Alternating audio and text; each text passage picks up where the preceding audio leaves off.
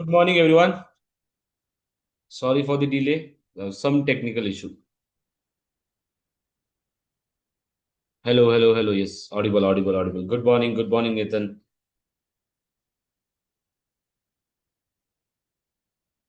अरे बाप रे.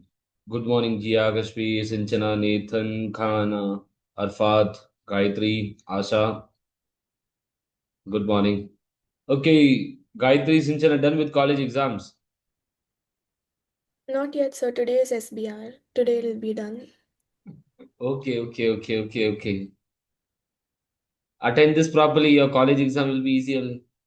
Chalo. Yes, sir. Actually, same topics also for college this time. Okay, chalo, everyone. Can we start with consolidation? A very important topic. So first we'll cover the basic. Then we will jump to your SBR part, the theory, what are the topics which are very important, etc.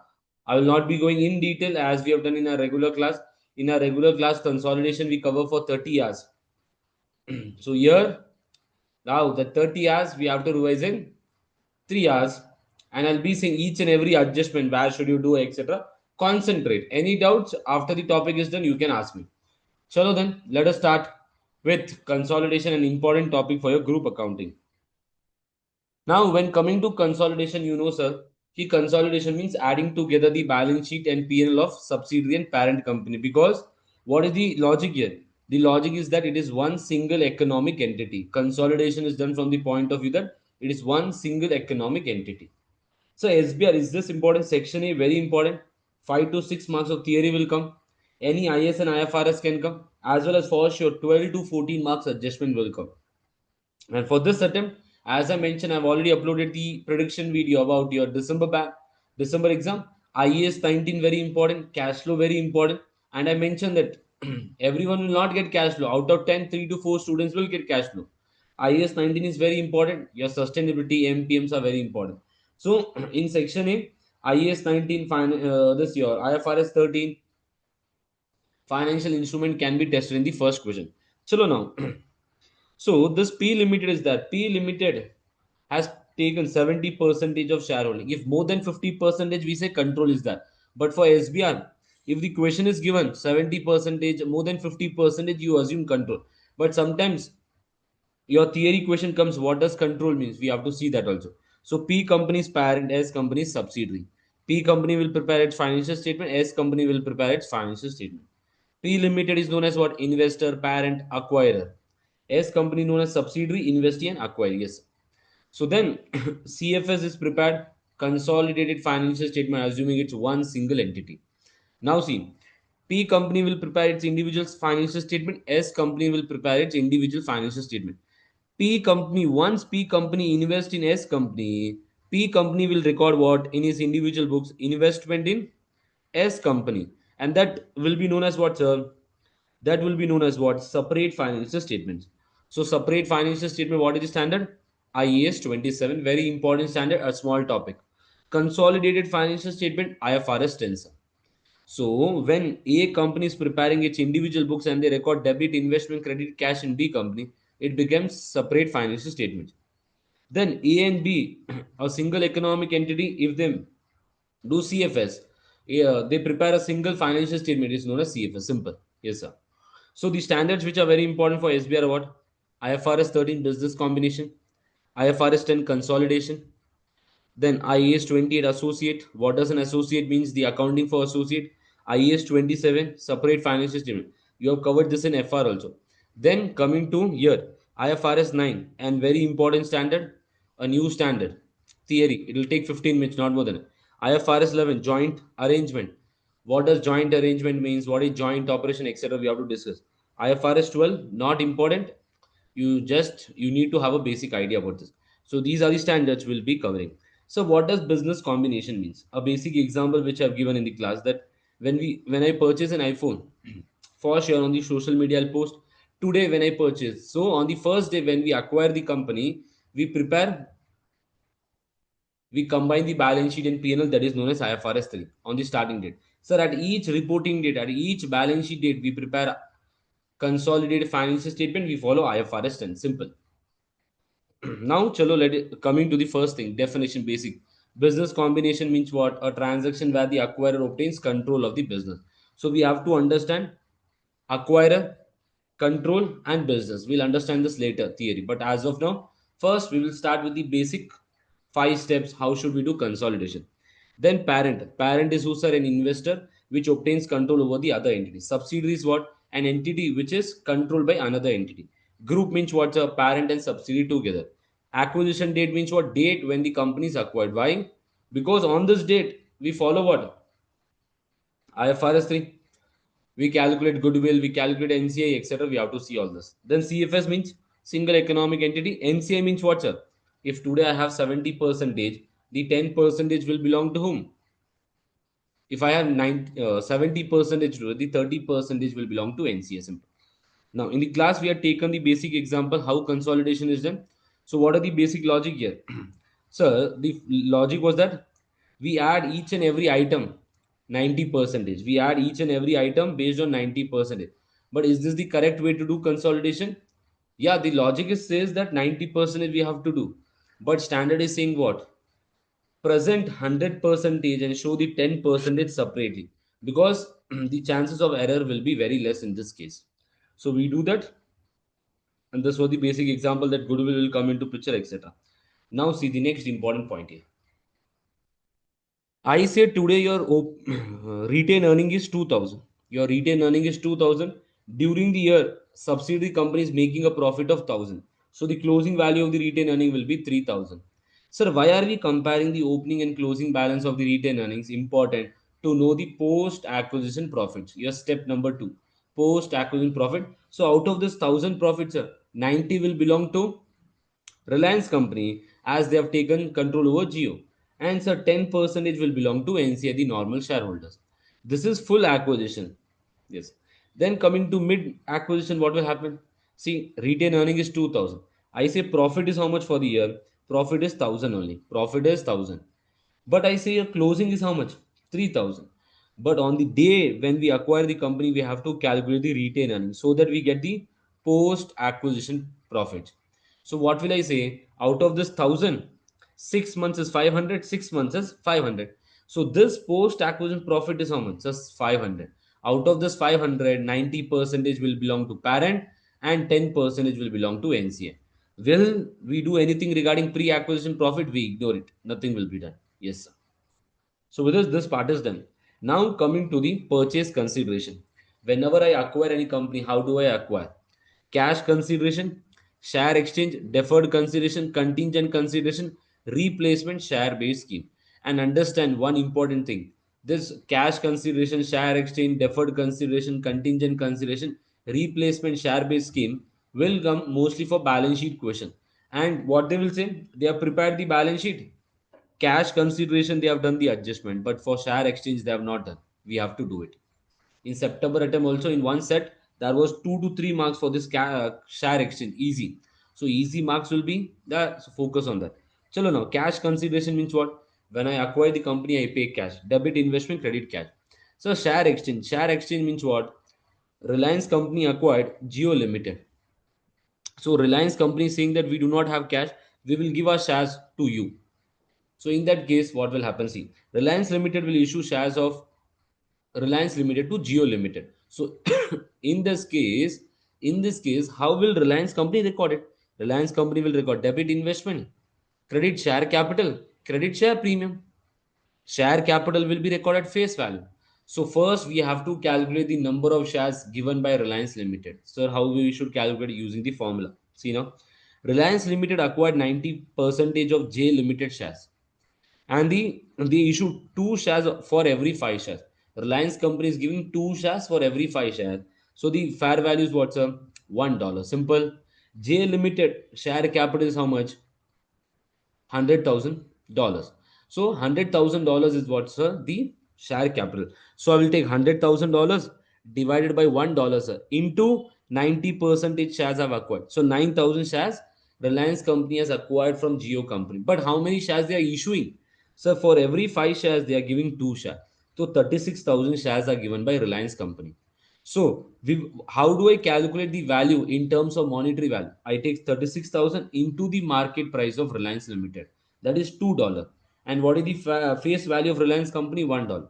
So debit investment 72,000, that is 36,000 into 2. Then share capital will be 36,000 into 1, sir, and 36,000 into 1 for share premium. So we'll increase the share capital and share premium of which company? Reliance, the consolidated financial statement, Reliance company. So this was the formula which we had seen. A simple thing, but this is logical. You will be able to do. Yes, sir. Then coming to deferred consideration. So what does deferred consideration means? This is parent, this is subsidiary. Parent company is saying that we do not have cash today. In future, after 2 years, we will pay you. So in that payment is done. Payment is not done today, better. Payment is done after 2 years. So what we will do? Simple, discount kar lo. We have to discount it and record it. So see, after 2 years, we will pay what? 200,000. So the amount is fixed and date is fixed. See, deferred consideration means amount is done in future, but the timing and the amount is fixed today. That is the difference between deferred and contingent consideration. Then debit, I said the discount rate is 10%. So this 200,000 I will discount for 2 years. If I discount, my value is coming 165, 289. So debit investment, credit, deferred consideration. So this deferred consideration is recorded as a liability in financial statement CFS. Simple. So read the question whether they have done this accounting or not. Yes, sir. Sir, why are we learning purchase consideration? Sir, a simple baba. Goodwill calculation. For goodwill calculation, this is the step number one. Yes, sir. Then what will I do? Every year we have to unwind this. There will be a finance cost and debit deferred consideration. Sir, where do we record this finance cost? This finance cost belongs to parent company. It belongs to parent company. Do we allocate to NCI? No. No means no.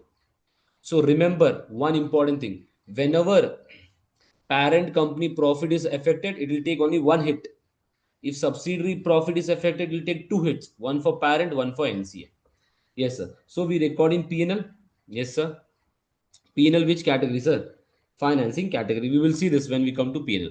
And if we are directly preparing the balance sheet, sir, in retained earnings, step number 5.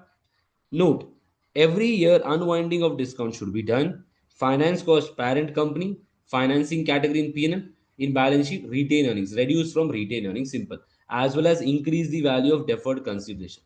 So with this, your deferred consideration is done. Then coming to some contingent consideration. So what is the difference between contingent and deferred consideration? One simple difference. Contingent means the amount will be payable in future, yes sir, but it will be based on some condition. Amount payable on the basis of some future performance of the business of the subsidiary. It is a conditional promise to pay cash. In future, if the profit is increasing, I will pay this much cash. So Reliance Limited is saying to Jio Limited, if profit increased to 1 million after 2 years, we will pay how much? $100,000. We'll pay how much? $100,000. So contingent consideration is always recorded at what, sir? Fair value. Which? Fair value. So fair value as per what, sir? IFRS 13. So will the value be given in the exam? Yes, 99.99% the value will be given. Sir, if value is not given, then what we will do? We follow IFRS 13. Your level 3 discounting, taking the probability into consideration. Simple. So debit investment, credit contingent consideration. This also will be recorded in non-current liability and it will be the parent's part, not NCI nothing. See now, contingent consideration is recorded at fair value on the date of acquisition. So at reporting date, the fair value should be calculated. If the fair value is increasing, what will happen? So fair value of the liability is increasing. That means it is an expense for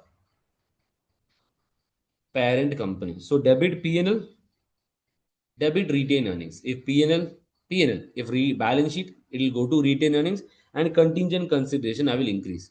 Sir, in P&L which category? It is in operating category. Sir, if fair value is decreasing of the liability, it is a saving. It is a saving for parent company. So they will say the contingent consideration is reduced by 2000 and retain earnings will increase by 2000 profit.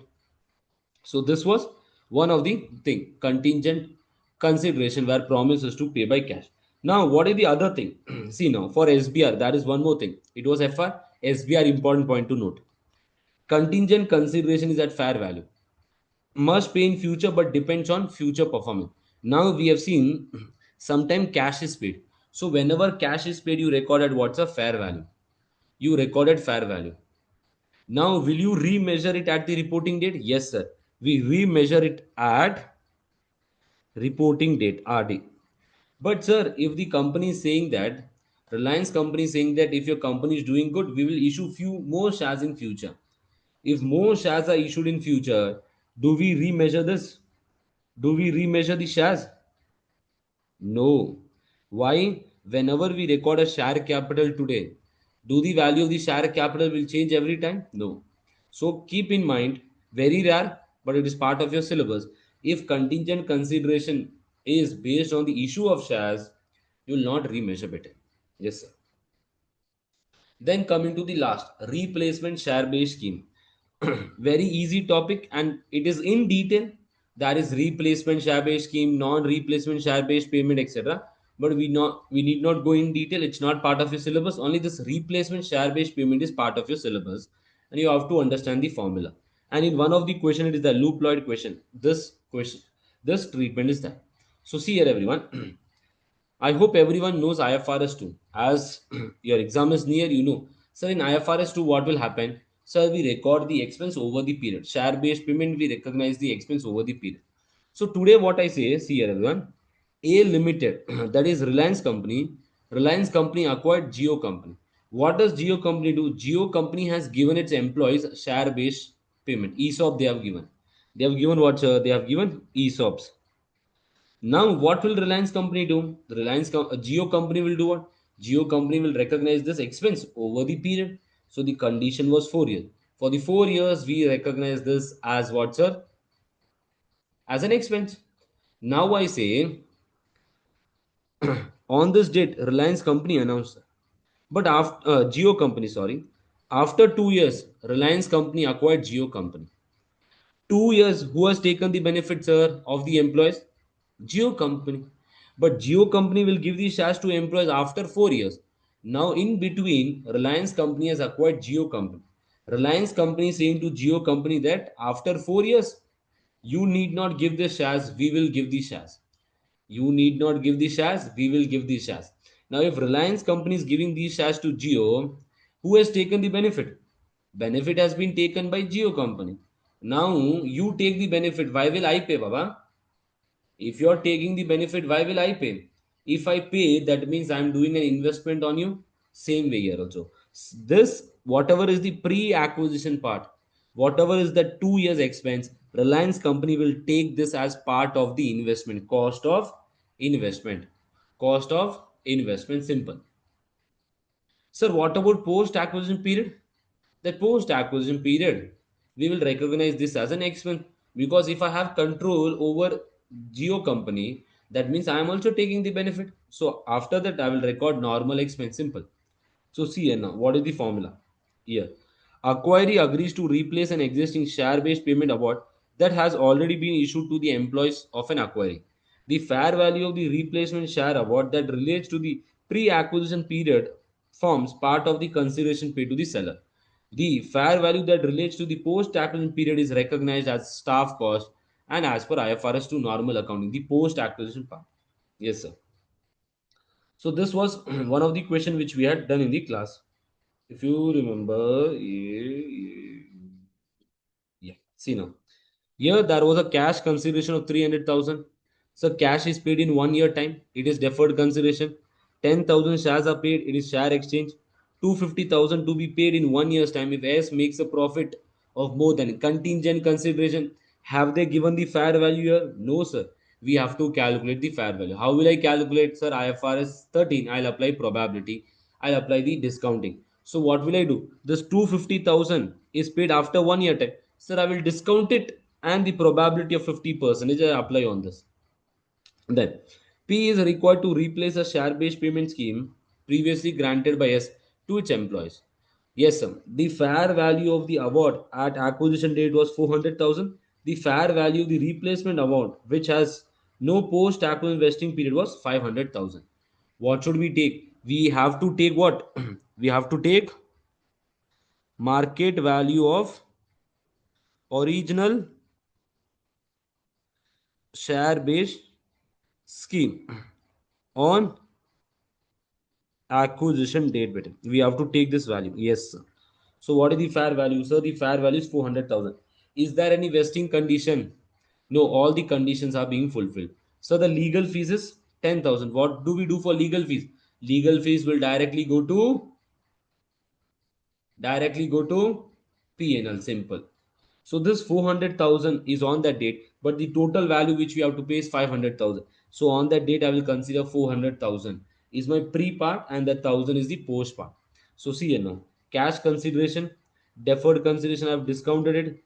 Then share exchange, contingent consideration, I have considered the probability. Replacement share based scheme is 400,000. So this is my total consideration. Acquisition cost in P&L, if it is balance sheet, it will directly go to what, sir?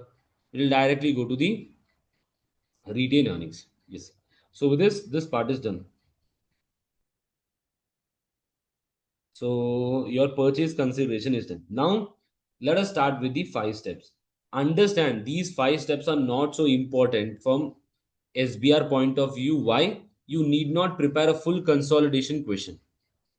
Understand that a draft version will be given, so you have to do some adjustment. So the step one is what? Group structure. So why should we see the data? You have to see the data, whether what is the percentage we have acquired and the date of acquisition, reporting date. So you get to know, okay, whether we have to time apportion it or not, each and everything. Group structure. So step number two is what, sir? Step number two is your net asset at acquisition date and net asset at reporting date. Why should we do this step 2? To get the post acquisition profits. So I write down share capital, share premium, retain earnings, yes or no, of subsidiary company. Then I will write down OCA also, revaluation surplus. All this will be given in the question. If it is not given, the data will be provided in the balance sheet. Take it and do the adjustment. Then, sir, we have a lot of adjustment should be done. Fair value adjustment, all this we will see. So if I do this total on acquisition and on reporting date, I get post acquisition profit. This I allocate to parent and NCA. 90 and 10%. Yes, sir. Then step number 3 is what's a goodwill calculation. Goodwill calculation, there are two methods. So read the question carefully because the impairment allocation depends upon the method. So see now, in proportionate net asset method, so what should we do? Cost of investment, purchase consideration. Yes, sir. Which we have seen above. Add what? Proportionate share of NCA on the date of acquisition. That is this fair value of the asset into the NCA percentage. Yes, sir. Fair value of the net asset on date of acquisition into NCA percentage. Simple. Then, sir, less fair value of the net asset at the date of acquisition. This full amount. So we will consider this. What we get? We get goodwill at date of acquisition. Less impairment. In case of proposed method, the impairment will only be given to parent company. So we get then what? Goodwill at the reporting date. Goodwill at the reporting date. And in the class we had done the discussion also in detail. So this is 90 percentage. This also should be 90 percentage. But the standard is saying what? This is 300. Add a 20, so this becomes 100. Then again reduce this 200 as 100 percentage. So we have discussed it. Now I'll not go into that detail. Then sir, next method, full goodwill method or fair value method. In full goodwill method, what do we see, sir? One important thing, purchase consideration I record, sir. Fair value of the NCA. Can I see this fair value of the NCA will be given in the equation? If it is not given, how do we calculate? Number of NCI shares into the fair value of the subsidiary company. The less fair value the net asset at date of acquisition, you get the goodwill. Here impairment will be allocated to whom all? Sir, impairment will be allocated to parent and NCA. Remember, very important thing, if a balance sheet question comes, 100% is for sure impairment will be there. You have to allocate to parent and NCA. So how will you allocate if impairment is there? Vertically. You say me? Sir, if impairment is there, what will I do? I will reduce from retained earnings 90 percentage. And from NCA, what will I do? Sir, we will reduce the 10 percentage. This is the way I do. Yes, sir. So with this part is done. Your step, this done. Then impairment of goodwill. Proposed method, debit P&L, debit retained earnings, credit goodwill. In full goodwill method, given to NCA and parent. Sir, if sometimes we have gain on bargain purchase. Gain on bargain purchase means what? I am paying less, but the value which I am getting is more. If you go to vegetable shop, the price is 30 rupees, but you're purchasing the tomato at 20, you'll be happy saying, sir, I saved 10 rupees. So here also, if Reliance company is purchasing Jio company at a lower value, that is, they are getting minus here. This minus is known as gain on bargain purchase. Sir, will this be shown in balance sheet? Nahi bete. This will not be shown as a goodwill in balance sheet. It is known as gain on bargain purchase. Sir, where do we show this? Add it to retained earnings. Step number 5. Simple. Sir, will this belong to parent or NCA? Only for parent. Whether you use proposed method or fair value method, it will only belong to what? Parent only. Parent company only, whether proposed method or fair value method. Yes, sir. With this, your step number 3 is done. So step number 4 is NCA calculation, a very important part.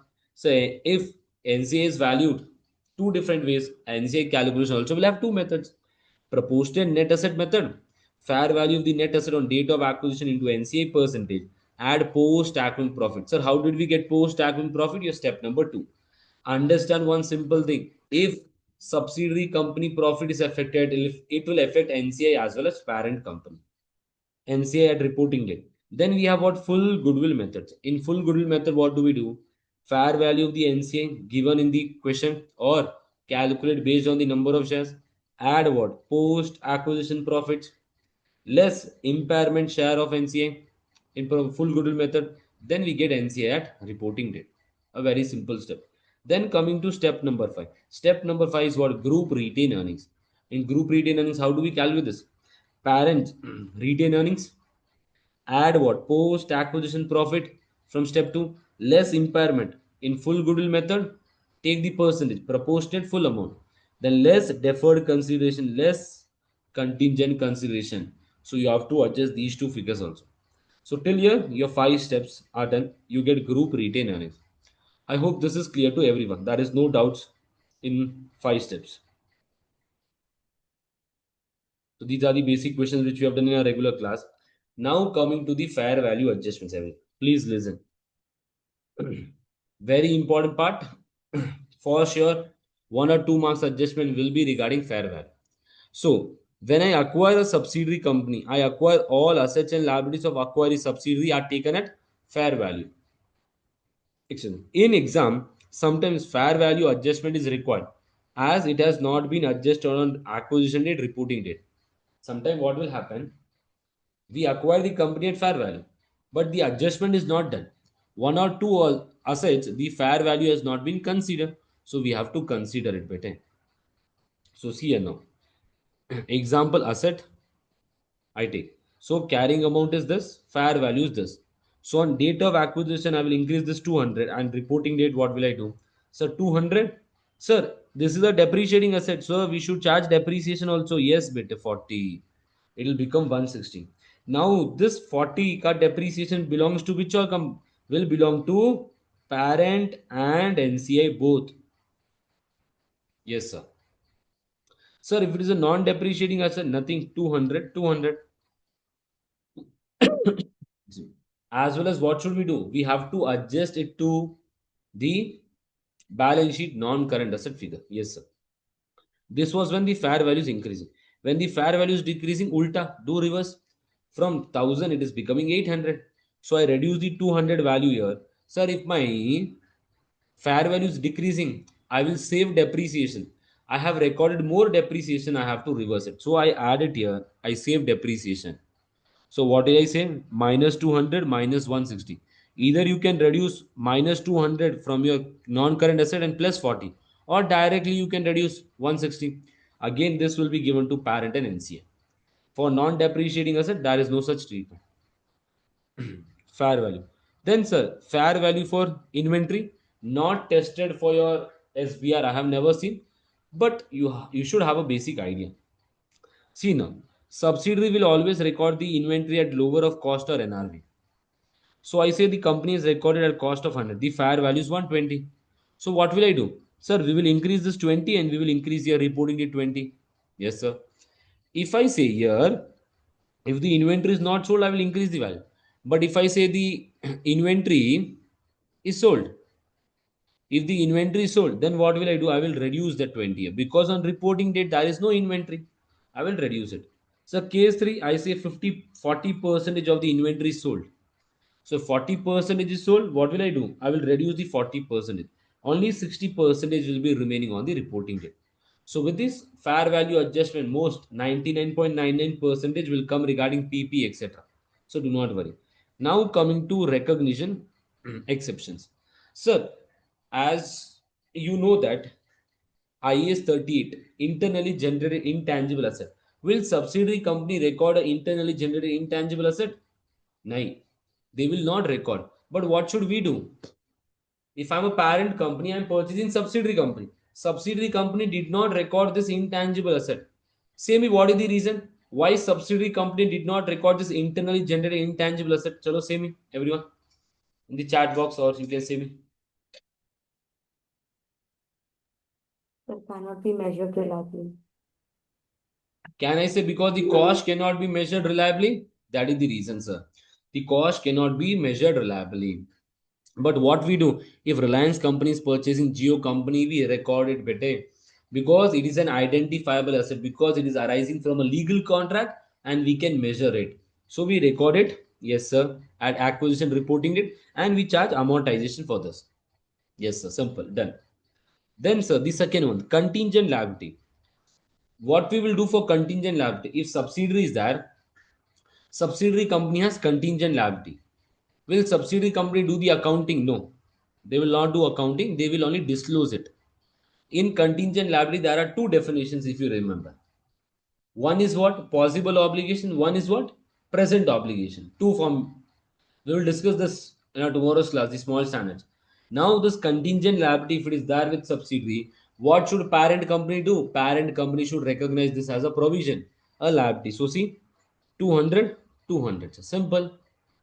I recorded this. And balance sheet also you have to change in consolidated finance system. Then sir, note number 3, research and development. So research and development expense, sir.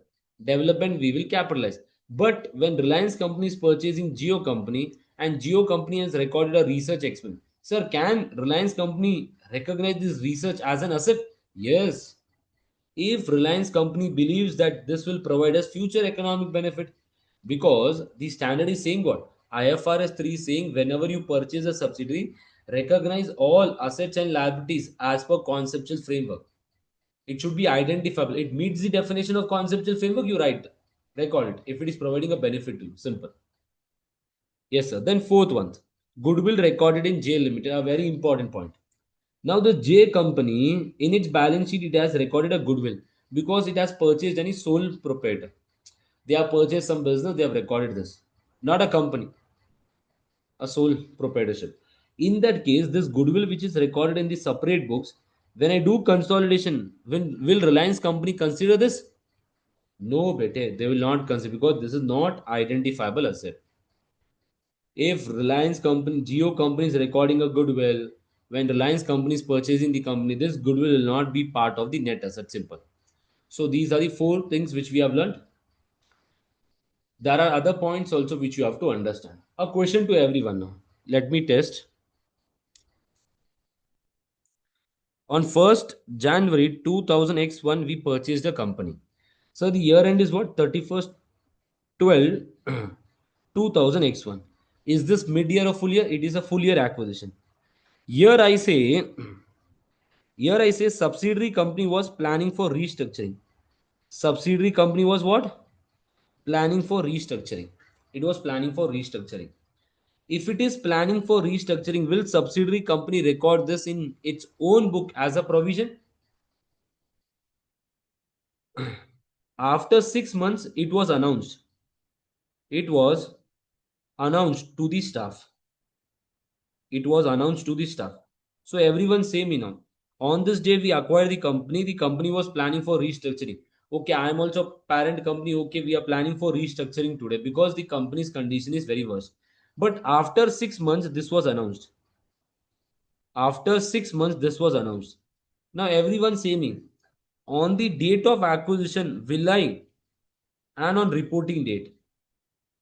On date of acquisition, will I record a provision here in the consolidated books? No, understand that. Do not do all these silly mistakes in your exam. On reporting date only we will record better, like $1,000. Because when is the announcement done? The conditions are being met after 6 months. Yes, sir. Okay, chalo. That means no issues in this. Okay, fair value. A lot of questions we have done in our class. I am revising the basic of FR because as mentioned in your exam, FR part is also means if your base is good, you'll understand each and everything. Yes, sir. Now coming to intra-group item, favorite topic. Now understand the logic here. Yeah, in our class we have done this in detail when understanding. But now what should you remember? The basic here. Now see, intra-group sales. Sir. Now see everyone. Parent company selling to subsidiary company. If parent company selling, I am selling to you. I am recording the profit. Yes, sir. So cost is this, selling price is this, purchase is this is the inventory. Excuse me. The profit is what's a 500. Now understand this URP. URP adjustment also will be that. Most of the time I've seen one for 1 or 2 marks, not more than that. The adjustment comes in your exam. Now this URP, can I say unrealized profit is always calculated on the goods not sold. So here parent company recorded a profit. If parent company recorded profit, parent company profit is more. Parent company retained earning is more.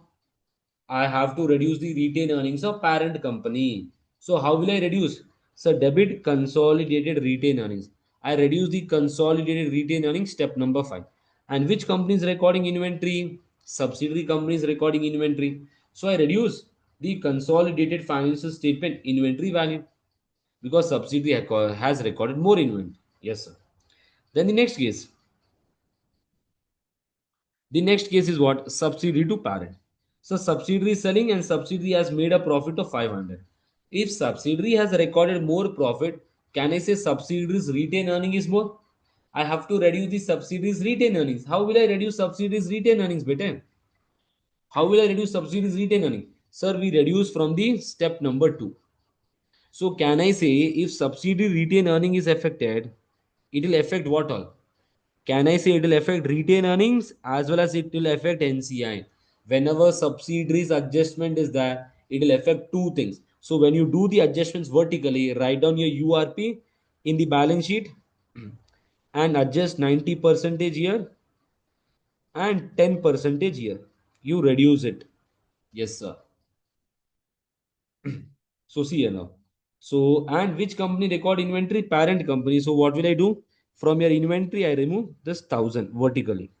I'm showing the adjustments as per your SBR exam vertically. So see whether this adjustment is done or not. If it is done, then do not do. If it is not done, do it. Yes, sir. So with this, intra-group sale is clear to everyone. Yes, sir. If profit of parent, adjust in step 5. If profit of subsidiary, step 2 affects both NC and parent. Yes, sir.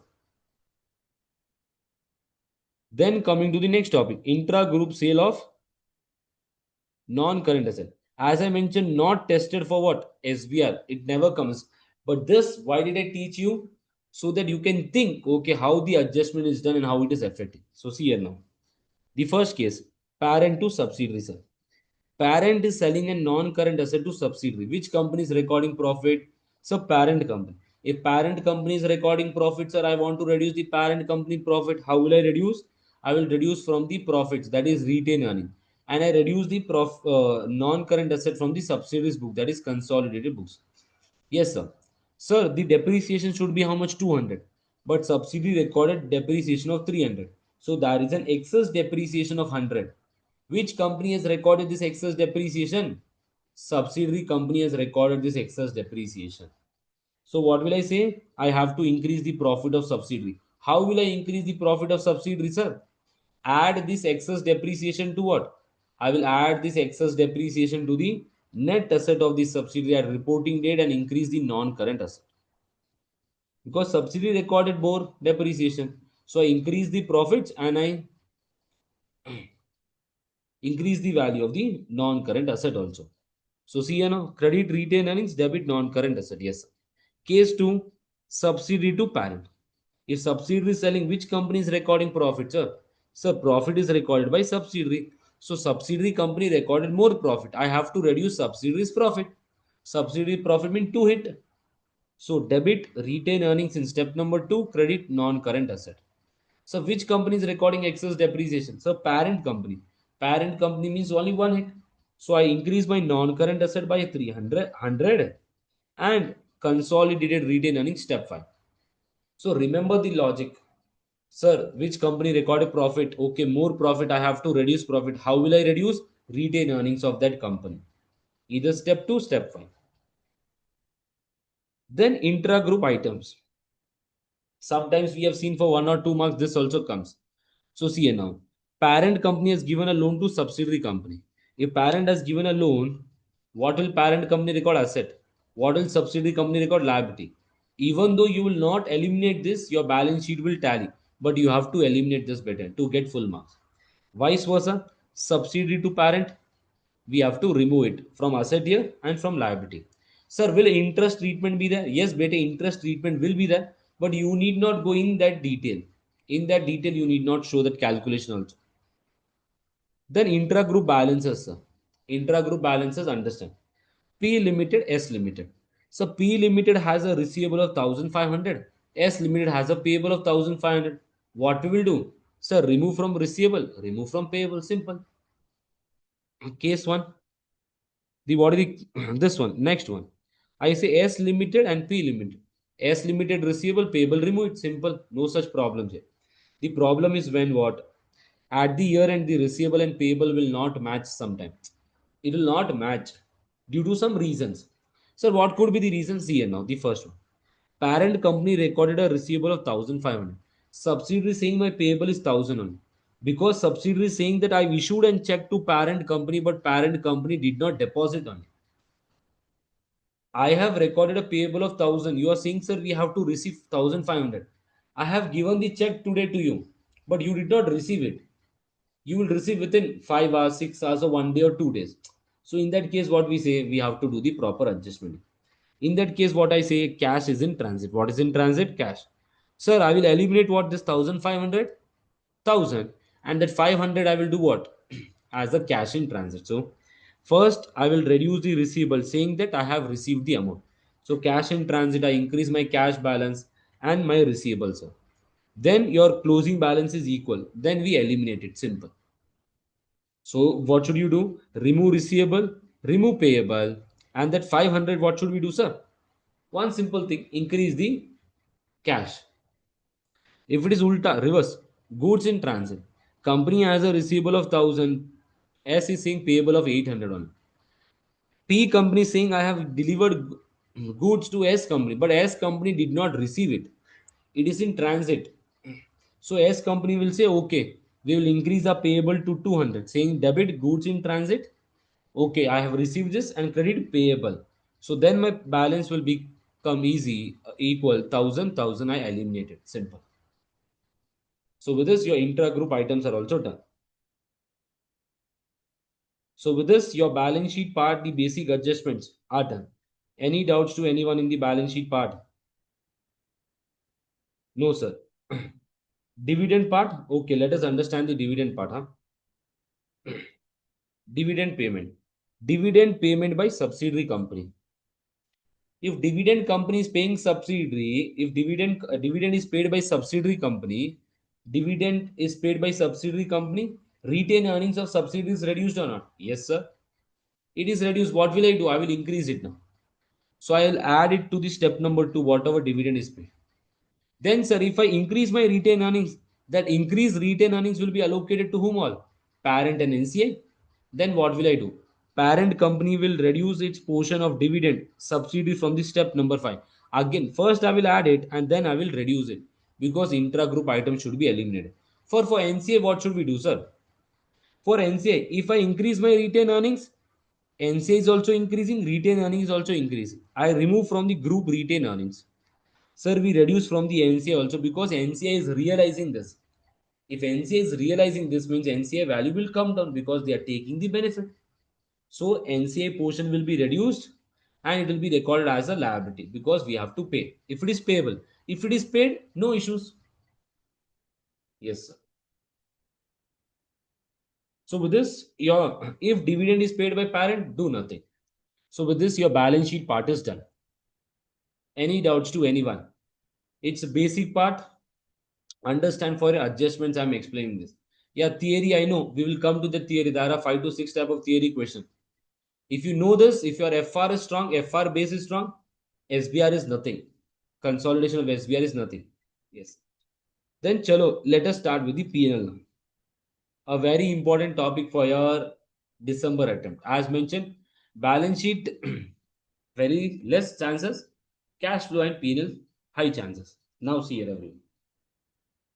This is P company's balance sheet, S company's balance sheet. I say I have acquired 90%. Will I do each and every item 90%? No, bete. Standard क्या बोल रहा है? Standard is saying that do 100% and show separately the profit of NCA. Simple. Yes, sir. So what will I do? I will add each and every item. सबको add कर देता हूँ मैं. I add each and every item. I record this. Sir, if the subsidiary company was acquired in the mid of the year, then what do we say? I will say into 6 by 12, 6 by 12 for each and every item, or 9 by 12. Now see what will happen in your exam. A draft version will be given. They will say that we acquired the subsidiary in mid of the year. We have acquired the subsidiary in the mid of the year, but they have done the consolidation for full year. The company was acquired in mid of the year, but the accountant has done the consolidation for full year. What will you do then? You will remove the remaining part. They have done consolidation for 12 months, but you acquire the company after 9 months. So every item I will remove for 9 months. Yes, sir. Then what will I say? Then we have to show this. And in your exam, if a P&L question comes, for sure out of 40, 3 marks will be for this profit attributable thing, year adjustment. 2 to 3 marks will be for this. Sir, listen here now. What is the subsidies profit, sir? 300. Out of this 300, how much is the NCI part, sir? NCI part is 30. I say 30. So what is the total profit, sir? Total is 900. So parent part will become how much? So parent part will become 870. Parent part will become how much? 870. Simple. Yes, sir. So with this, this part is done. Now, whenever subsidiaries profit is affected, can I say it will take 2 hits? Again parent and again NCI. Parent company profit, no NCI. There is nothing to be done to this one. Now, chalo see. Fair value adjustment. Same, whatever we have done, again we are learning that for penal part. So, excess depreciation is that. Sir, fair value is increasing. If fair value is increasing, excess depreciation is that. Sir, excess depreciation means what? I have to reduce the profit of subsidiary company. So, how will I reduce the profit of subsidiary company? I will increase the cost of goods sold. What will I do? I will increase the cost of goods sold by the excess depreciation and reduce the excess depreciation from the profit after tax for NCA calculation. If my depreciation is more, profits will be less. How will I reduce the profit? By increasing the cost of sales. Sir, it is subsidiary company. If it is subsidiary company, it will affect parent also, it will affect NCA also. So that is the reason I am taking this value for NCA. So how will I adjust this for NCI? I will take NCI's profit. I take this what? This 300. In your exam, do this. It's better. Take this 300 and multiply for the number of months and then reduce the excess depreciation. Then you get 200. Then multiply the NCI percentage. So 200 into 10%, that is 20 that belongs to NCI. Do this, it will be easy. Yes. So then fair value is decreasing. If fair value is decreasing, that means parent subsidiary company has recorded more depreciation. So that is a saving now. So this saving means I have to increase the profit. Sir, how we will increase the profit? I will decrease my cost of sales. If I decrease my cost of sales, automatically my profits will increase because my cost is less, my expense is less. So decrease the cost of goods sold by the amount of the depreciation and add saving of depreciation to S profit after tax for NCA calculation. Simple. Then fair value of the inventory. Sir, whatever inventory which is there, we are selling. Inventory which we are selling will increase the cost. So increase the consolidated cost of goods sold by the fair value of the inventory sold and decrease the profit after tax for NCI share of profit. Simple. So with this, what should you remember? If you will not remember this fair value of the inventory, no issues better. But what should you remember? Fair value adjustment for any asset or liability. Simple. Now coming to intra-group trading. Whenever a question comes, for sure 2 marks intra-group transaction will be there. URP and this one. Whichever question you see, any past papers or PNL, for sure one adjustment will be there. Now I say parent company selling to subsidiary. If parent company selling to subsidiary, parent company recording sales, subsidiary company recording purchase. So what will I do? First thing is what? I reduce the consolidated revenue and cost of sales. I reduce the consolidated revenue and cost of sales by the transaction amount. By which amount? Transaction amount. Understand that. Then sir, URP, we have to calculate the URP. So what is the URP? Let us calculate. See now, reduce the cost of sales and this one by this amount. URP will be added to the cost of sales because which company is recording URP? Parent company. So if parent company is recording more URP, that means we have to reduce the profit. How will I reduce the profit? By increasing my cost of sales. Will this affect NCI? No, Baba. It is only parent company. Case 2. In case 2, what did we see? See here, in case 2, what will happen? Subsidiary selling to parent. So subsidiary company record sales, parent purchase. We have to reduce from the P&L. Yes, sir. Simple one thing. Which company recording sir profit? S company. If S company is recording profit, can I say NCI will also be affected? Yes, sir. So reduce consolidated revenue and cost of sale by transaction amount. पूरा reduce कर देंगे. Sir, URP will be added to cost of goods sold. Then URP will be reduced from the subsidiaries profit after tax for NCI calculation. Why? Because it is affecting NCI calculation also. Simple. So with this, your intra-group item is done. In this one, intra-group sale of PP, it's the same thing as we have done that. So I hope instead of retained earnings, here we will take to what P&L. See, parent company selling to subsidiary. Parent company recording profit. I have to reduce parent company profit. How will I reduce profit? By increasing cost of sales. So which company recorded more depreciation? Subsidiary. Subsidiary company recorded more depreciation. I have to increase the profit. How will I increase the profit? Excess depreciation will be reduced from the cost of sales. Consolidated. Sir, if subsidiary is affecting, it will affect NCA also. Sir, NCA profit, I have to increase it. So I will add it to the NCA calculation. Case 2, subsidy to parent. Subsidiary company profit ज़्यादा record किए. If subsidiary company has recorded more profit, what should we do? Simple thing. Sir, we have to reduce the profit. How will I reduce the profit? By increasing the cost of sales. Sir, if subsidiary company has recorded more profit, I have to affect NCA also. So I will reduce the URP. Reduce URP from the subsidiaries profit after tax for NCA calculation. So which company is recording more depreciation? Parent. So parent company recorded more depreciation. That means parent company profit is less. I have to increase the parent company profit. How will I increase this? By reducing the cost of goods sold. Simple. So this part is also done. Then intra-group loan, yeah, this is important for SBI. Intra-group sales, intra-group loan, intra-group investment income, etc. Parent company, subsidiary company. So parent company has given a loan to subsidiary company, etc. So one will record investment income, one will record finance cost. Even though you will not do the adjustment, your answer will be correct penal. But examiner will reduce the mark because as per the concept of consolidation is a single economic entity, we have to remove it. मैंने remove कर दिया. I have removed it. Simple. Then sir, interest also will be affected, but if you will not show this interest also, it's okay. Case 2, subsidy to parent. Subsidy recorded income, parent recorded expense. So what will I say? I will remove this. I will simply remove these items. Yes, sir. Dividend. If subsidiary company paid a dividend to parent, then how will parent company record this? So parent company record this as what? So parent company will record this as what? Better. So parent company will record this as an investment income. So we reduce the investment income. So we have seen in 3 to 4 questions they have mentioned this. We will remove that. Sir, impairment of goodwill. Same proposed state method, sir, will not affect NCI. Will only affect for which company? Parent company. Full goodwill method for both NCI. Sir, how we will allocate this impairment? Impairment will be taken to administrative expenses operating category. See, reduce impairment of goodwill from the, if it is this one, what we say? Operating expenses. If it is Full goodwill method, it will affect NCA calculation also. So impairment allocate to NCA also. Sir, if it's gain on bargain purchase, it will only be given to parent only. It will only be given to parent and it will be taken to operating category as a gain.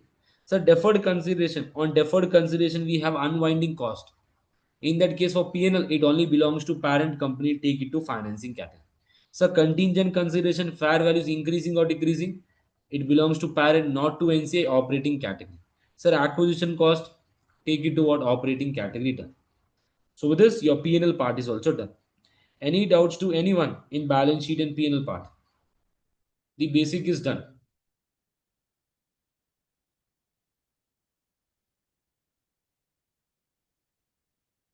Mid-year, already I explained you. See, what should you do?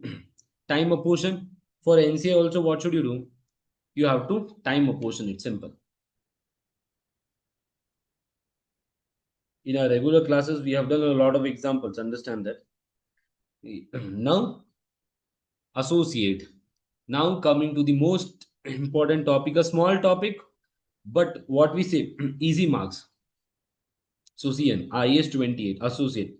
Sir, when will you say it is an associate? If I say I have less than 20 percentage in a company, so it will become my financial asset. I will follow IFRS 9, sir. Simple. Either fair value through P&L, fair value through OCA. Sir, if it is 20 to 50 percentage, I say associate. Associate. If it is more than 50%, is subsidiary. Yes, sir. Now listen this. This is one of the important theory question that comes in your exam. Identify whether it's an associate or not, whether significant influence is there or not. An entity over which investor has significant influence is an associate. So significant influence means what? Like your Instagram influencers, they can only influence you. It's not that they will take the decision of your life, yes or no. They can influence you in that way. But when coming to your parents, they can take. Understand that. Significant influence. Significant influence is the power to participate in the financial and operating. You have to write down this when a question comes to identify 1 marks technical. Significant influence is the power to participate in financial and operating decision of an investee, but control and joint control should not be there. Sir, control, what we follow, sir? IFRS 3 and IFRS 10. Sir, joint control, IFRS 11. Sir, in between, IAS 28. Sir, how we will get to know significant influence? These are some points. Out of this 5, only 2 are important. First two, representation on the board of directors or equivalent governing body. I say out of 10 directors, these 10 directors are running the business. Whatever they say or whatever they do, we have to follow. Out of this 10 directors, I can select 3 directors or 4 directors. Now you only say, do I have control here? No. If I can appoint 7 to 8 directors, I say control is there with me. But here, control is not there. What we say, it becomes an associate. Participation in policy making, we can participate, we can give our opinion, viewpoint, etc. If material transactions are done between investor and investee, in that case also, interchange of managerial person, we can shift the management. Provision for technical information, I have provided an information to you, on that basis you are doing business. So what does joint control means? Joint control means consent of both the parties is required. If one is agreeing and the other is not agreeing, we can't move forward with the decision. Yes, sir. So see here, everyone. Accounting treatment. Very important. For theory, you have to learn this. You have to mention whenever a question comes regarding associate. What will you say? Sir, accounting treatment. Equity accounting, a single line adjustment will be done. Sir, whenever associate, we will not do consolidation. Single line adjustment. That is equity accounting. IAS 28 we follow. So in case of balance sheet, what we record? Investment in associate within non-current asset. Sir, in P&L, how do we record? Sir, in P&L, we record share of associate profit from investing category. Share of associate profit within investing category. Sir, in exam, what can come, sir? A parent can be given, subsidiary and associate can also be given. For 2 to 3 months, they can give you an associate. Understand that. Now, understand the treatment in CFS. Sir, in balance sheet, what should we do? So, we record investment in associate. Yes, sir. So, do we record goodwill separately or no? Goodwill is already included in this. So, do not record. Then we say add post-acquisition profits earned by associate. Yes or no? Whatever is the post-acquisition profit of associate. Associate is making $100. Out of that, $30 belongs to me. So how will I do the adjustment vertically? See everyone, vertically how will I do the adjustment? Sir, here cost of investment will be there, here retain earning. So I increase, I say post acquisition profits. I say here 30, I add here 30. So keep in mind, vertically, it's not that you prepare a full thing. Add post tax profits, then add post tax other comprehensive income. Same thing I'll do. Here I'll add 30. Here also below 30 in OC. Then gain on bargain purchase. Sir, if it is a goodwill, we will not show. If it is gain on bargain purchase, what will I do? I'll include in the investment value. Sir, where we will show this gain on bargain purchase? Again in retained earnings. And I increase the investment. Whenever you record a journal entry, it has double effect. One in balance sheet, one in P&L. But that P&L directly we take into retained earnings. Then, sir, impairment of investment. If impairment is there, sir, I will record the impairment here. I will reduce from retained earnings. Do we consider the percentage here? No. For everything, what did I do? I consider the associate percentage. For impairment, you will not consider because that impairment will already be in percentage only. Then, sir, dividend received from associate. Whenever I receive a dividend from associate, what will I do? Sir, I will reduce this from investment because I am realizing my amount. So, whatever is the dividend paid by associate into the associate percentage. Then, sir, share of excess depreciation. Share of excess depreciation, what will I do? I will take total excess depreciation into the percentage. That is also reduce my investment and retain earning also. Yes, sir. Then URP, sir. URP will only be for what? URP will only be for one case, parent to associate. And when I calculate URP as 200 into associate percentage, I have to take one simple thing: associate, associate, associate, associate. Consider the percentage. Consider the percent. Do not do silly mistake in your exam. And I mentioned how should you do the adjustments vertically also. Yes, sir. So these are the journal entries which we record. Sir, in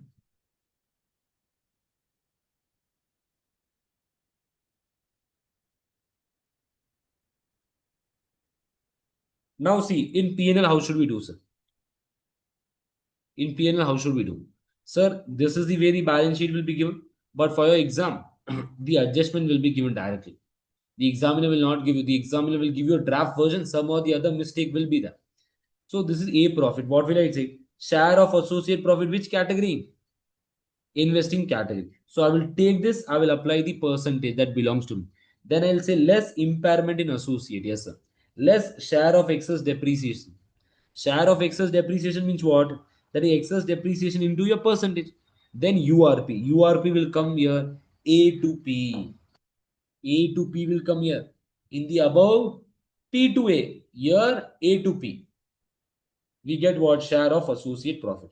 In the class, we have discussed this for more than 30 minutes. But if you will not remember, no issues. But remember this, where the adjustment will be done. If it comes, you are lucky. Note, do not cancel balances between associate and parent. Also, do not adjust sales and cost of sales because we are not doing full consolidation here. Only we are doing a single line adjustment. See, parent associates.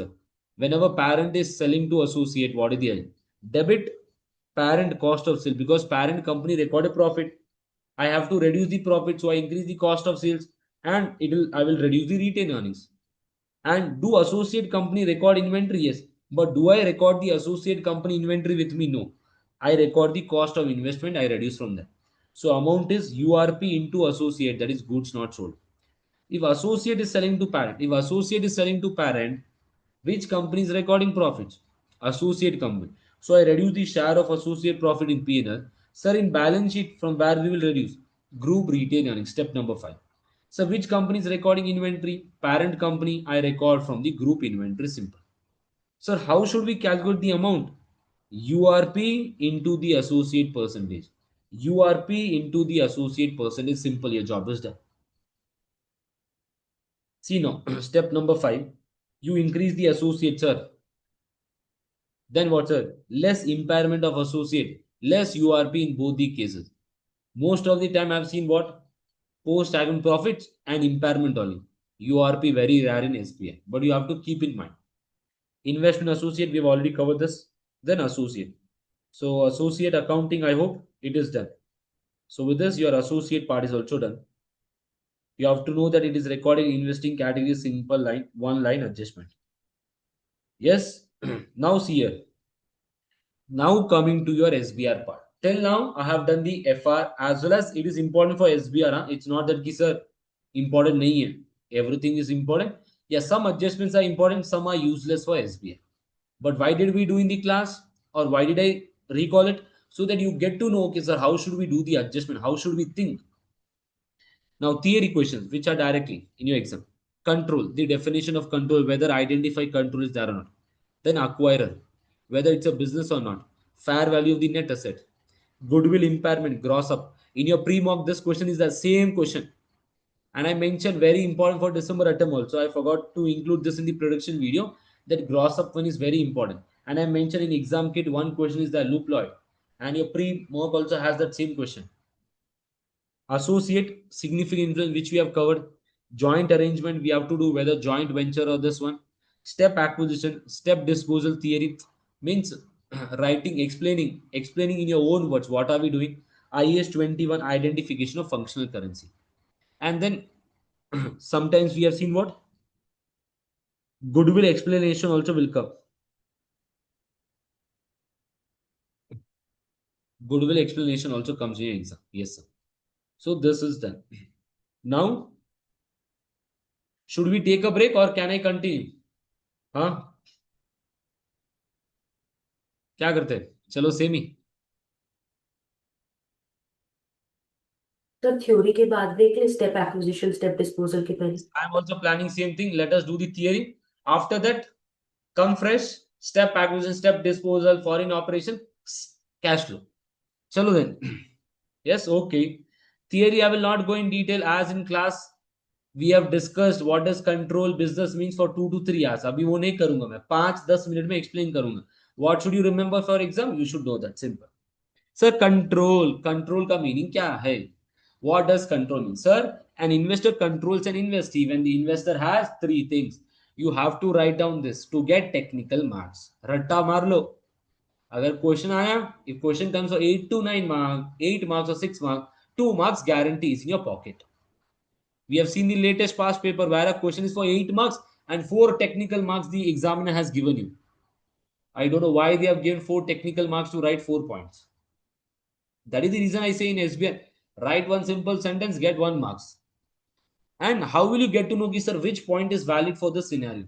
Through practice only. Without practice, kuch nahi hone wala hai. Now the days are less, so remember, okay, sir, this topic I have to write bare minimum this much. Control. What does control means? A power to direct relevant activities. Exposure or right to variable return. Ability to use power to affect the amount of returns. Sir, power means what? Relevant activity means what? See now, when will you say that I have power? When we will say that power is there? See now. Sir, we say that power will come when majority voting rights. I have majority voting rights. Sir, contractual arrangement between investors and other part. I have 30% on it. But there are 2 or 3 of them. I have a very good relationship with them. I have signed the agreement with them. Whatever I say, you have to follow simply. In that case, I say I have power. Because ultimately, I am controlling them. I can control the company. Holding less than 50% of the voting right, I have 40% on it. So still, can we have power? Yes. 40% I have, and the other shareholders are what? Across the world. Yes, sir. And they are unconnected. Then these are the things which you have to see in your question, in your exam question. Then, sir, next one, holding potential rights convertible that are currently capable of being exercised. Yes or no? It should be currently exercisable today. If I say today I have a share option and it is exercised in future after 2 years, will I have control today? I will have control in future. Today it should be exercisable. I should have the right to exercise today whenever I want. And it should be in the money. In the money means it should be benefit. Sir, today I have an option to purchase the shares of your company. You have given me an option 2 years before. Today, exercise date, I can exercise. The market price of your shares, have I taken here? Yeah. Your market price is 8, exercise price is market price is 10, exercise price is 8. Will I purchase or not? I will purchase for sure. It is a benefit for me. So market price is 10, exercise price is 20. Will I purchase? I will say I'm not a fool to purchase from you. I will go to the market and purchase it, Baba. It is known as out of the money. This is known as in the money. Sir, is it compulsory that on this basis only we make the conclusion? No, better. Sometimes what will happen? The market price is 10. My exercise price is 12. Even though it is out of the money, will I still exercise? Yes, I have to see the other things. Like if I purchase your company, we are into same sector, same business, manufacturing process is same. So it will create synergies. So I will try to acquire your company. Even though I'm paying 2 rupees extra, no issues. That is the reason we say. Yes, sir. And nature of relationship should be good with other investors. Yes. So power, done.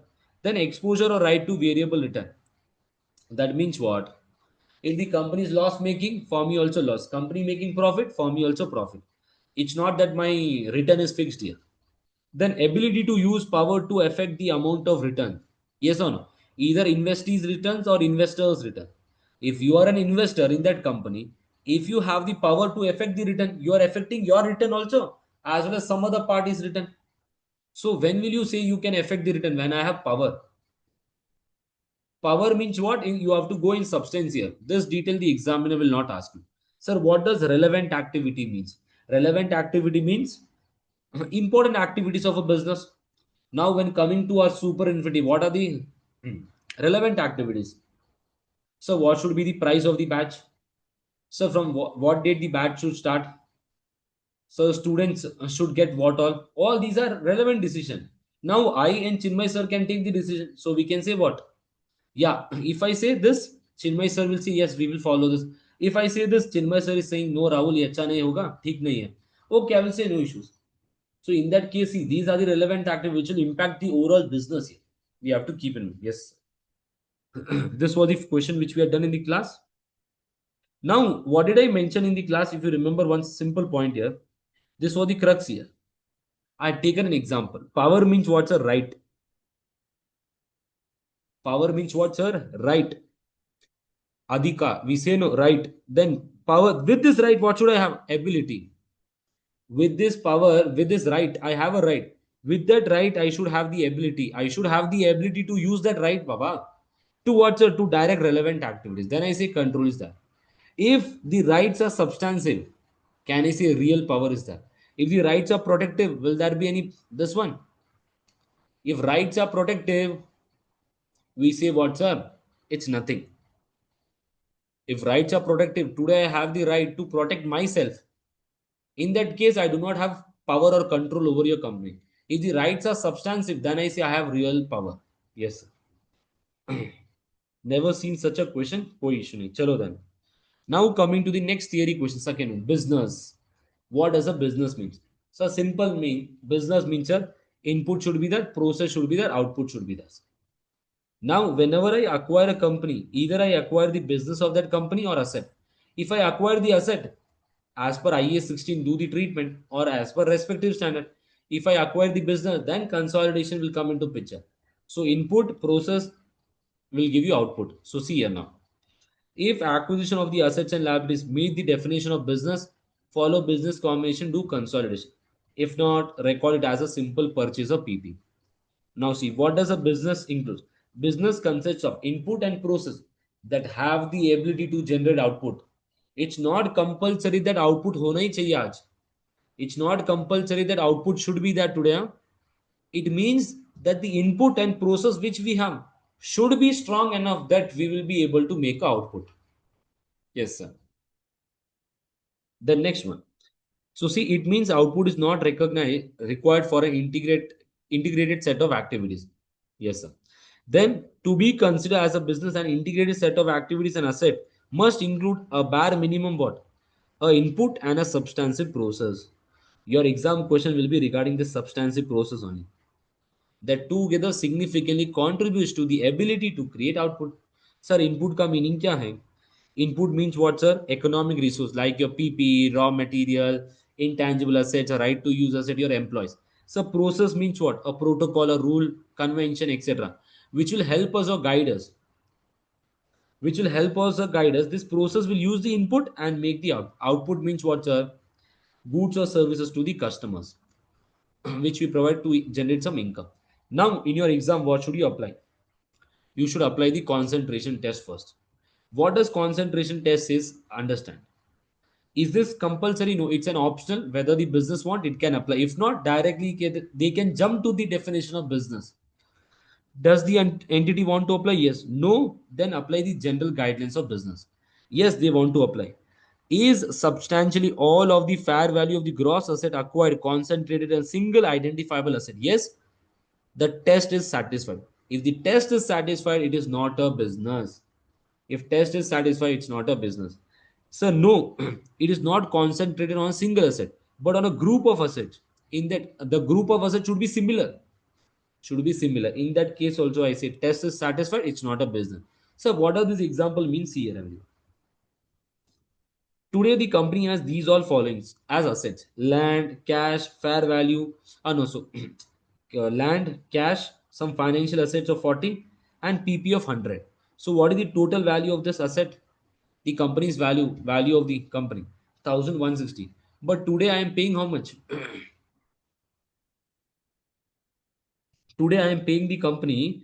Today, I am paying the company as what? No, see, what is the out of this 1160, what is the fair value of this land? Can I say the fair value of the land is what? 1000. Can I say this is the major part, more than 85 percentage of what? Of the net asset of this company. That the reason we say it's not a business acquisition, it's an asset acquisition. Simple. When the fair value, the amount which we pay, or as per the market, the fair value is concentrated, is concentrated on a single identifiable asset. In this case, it is yes, sir. If test is not passed, further assessment to be made whether process is substantive or not. Yes, sir. And what did I mention? You have to remember this flow chart. You have to remember this and you have to rectify this if a question comes. In the recent exams, I've seen that the business acquirer, the questions are very less because ACC examiner knows that students will rectify this income. Out of 8, they can easily get 4 to 3 marks. Yeah, examiner will give you. It's not that they'll not give you. Very rare. Out of 100 students, let us take 10 to 12 students or 20 students will get that. But it's very important that we know each and everything. Then, sir, output is not there. Today, I acquire the company. Today, I say that output is not there. We have acquired some assets and etc. Output is not there. If output is there, not there, no issue. But the process which we acquired should be substantive. When will you say the process is substantive? If it is critical to converting input into output, and that output should include workforce, which workforce? Skilled workforce, and should have the ability to perform the process. Simple means what, sir? Input should be there. This input should include what, sir? Skilled workforce. And they should have the ability to use this process and to convert this into what? An output.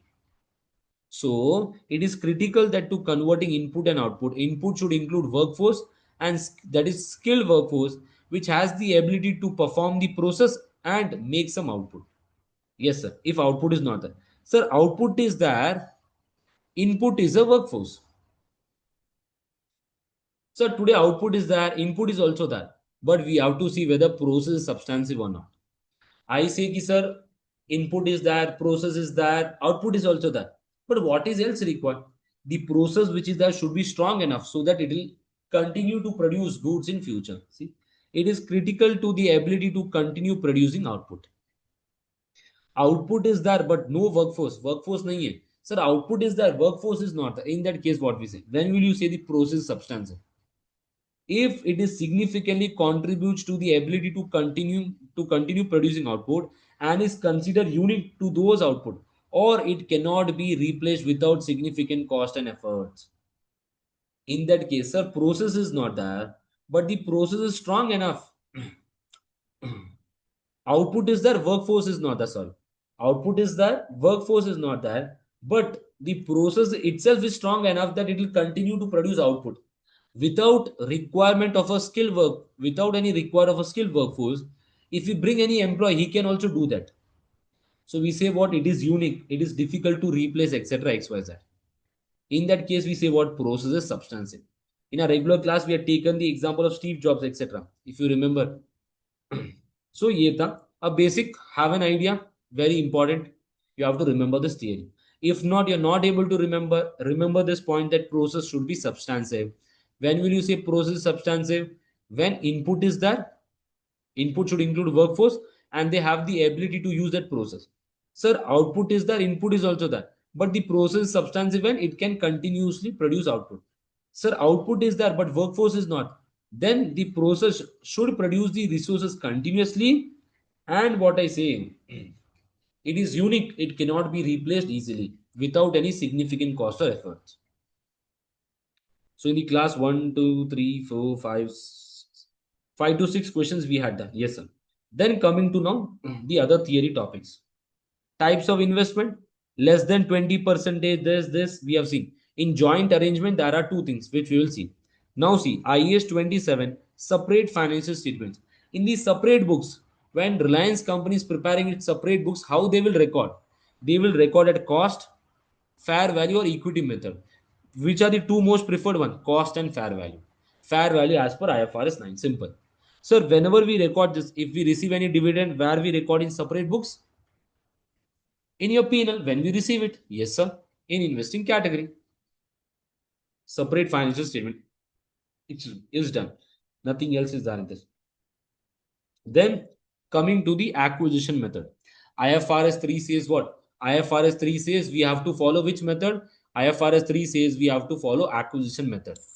So we identify the acquirer, determine the date of acquisition, that is the date of control. We have done this. Fair value of the consideration, we are done with this. Recognition measurement of identified asset, done with this. Measurement of NCI, done. Recognition measurement of goodwill is done. What is the next thing? Identify the acquirer. We have to identify the acquirer. Which company is the acquirer? Because acquirer is the company which will prepare what? Consolidation. Sir, if acquisition is through payment of cash or transfer of other assets, if I'm acquiring any company by giving cash or any asset, in that case, I will be the acquirer. No such problem because I am transferring the resource. Sir, if the acquisition is through equity instrument, it will create a problem. And in the class, we have discussed this in detail that the shares are given instead of 60, B company will get what? 64%. So reverse acquisition will come into picture. In your exam, this will not be tested in detail. Basic, you have to know. See now, acquirer is the entity whose owner receives the largest portions of voting right. Once I acquire a company, which party is receiving the highest voting right? That one. Acquirer is the entity whose owner or organized group of owners hold the largest minority voting rights.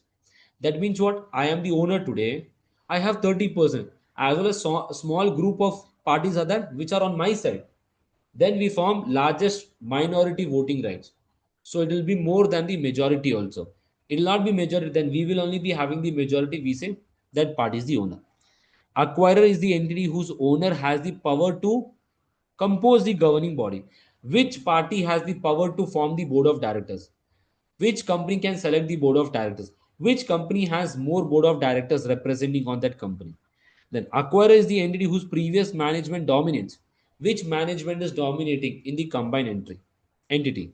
Acquirer is normally the bigger entity. That means a big fish will acquire a small fish. In that case, because small company will never acquire a big company. Funding problem. Acquirer is the entity that pays premium over the pre-combination fair value of the equity interest. Yes or no? Whenever I acquire a company, which company will pay premium? I. I am paying premium because I am acquiring your company. So premium will be paid by the acquirer. You have to see this in your exam. What is important? First point, second and third point. And this fourth, one, two, three. Second point is useless. And third point can help you but not so important. Yes, sir. So this acquirer is done. This also done. Fair value of consideration also we have done.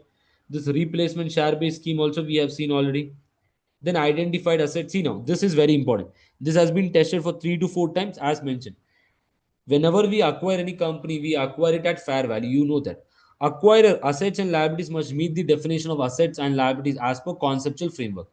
Must be exchanged as part of the business combination. Recognized if not recognized by the acquirer. Self-generated brand also should be recognized.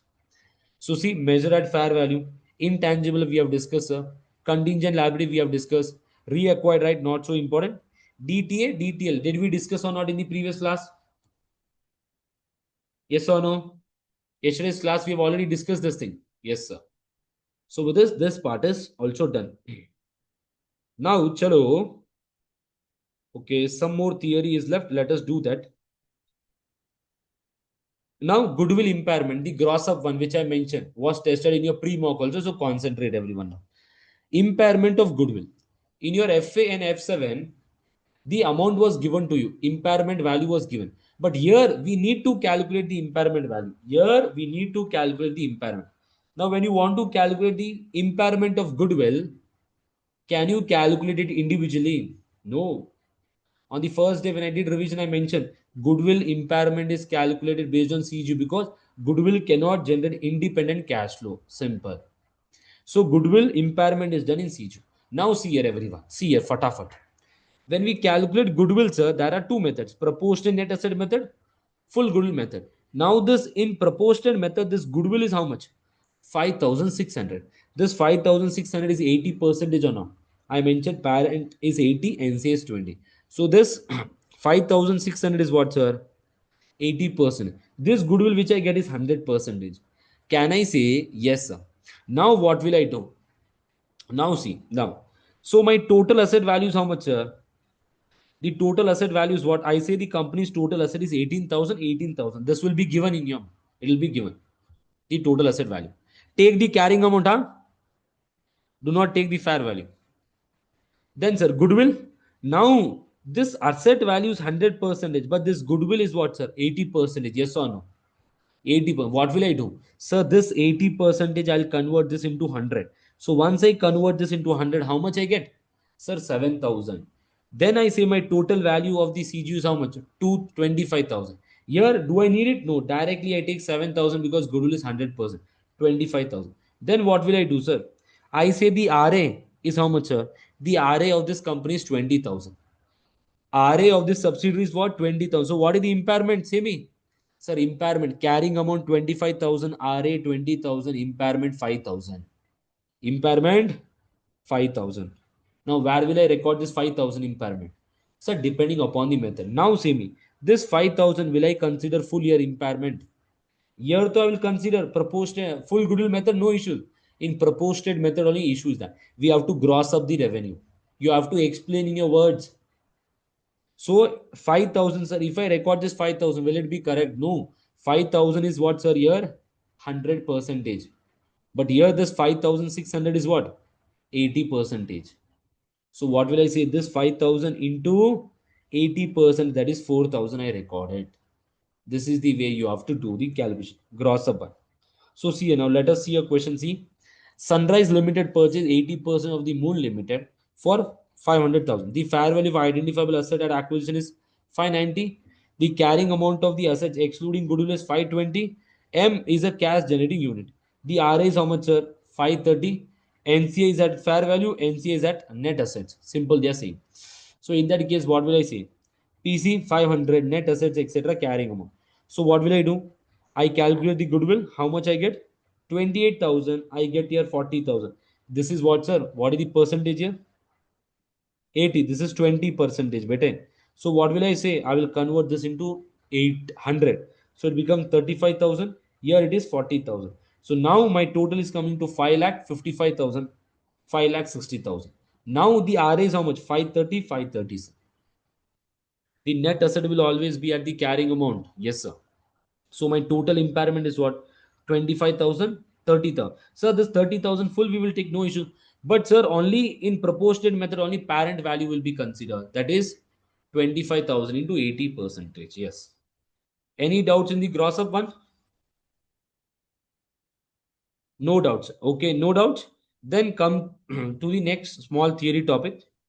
Exemption from preparing consolidated financial statement.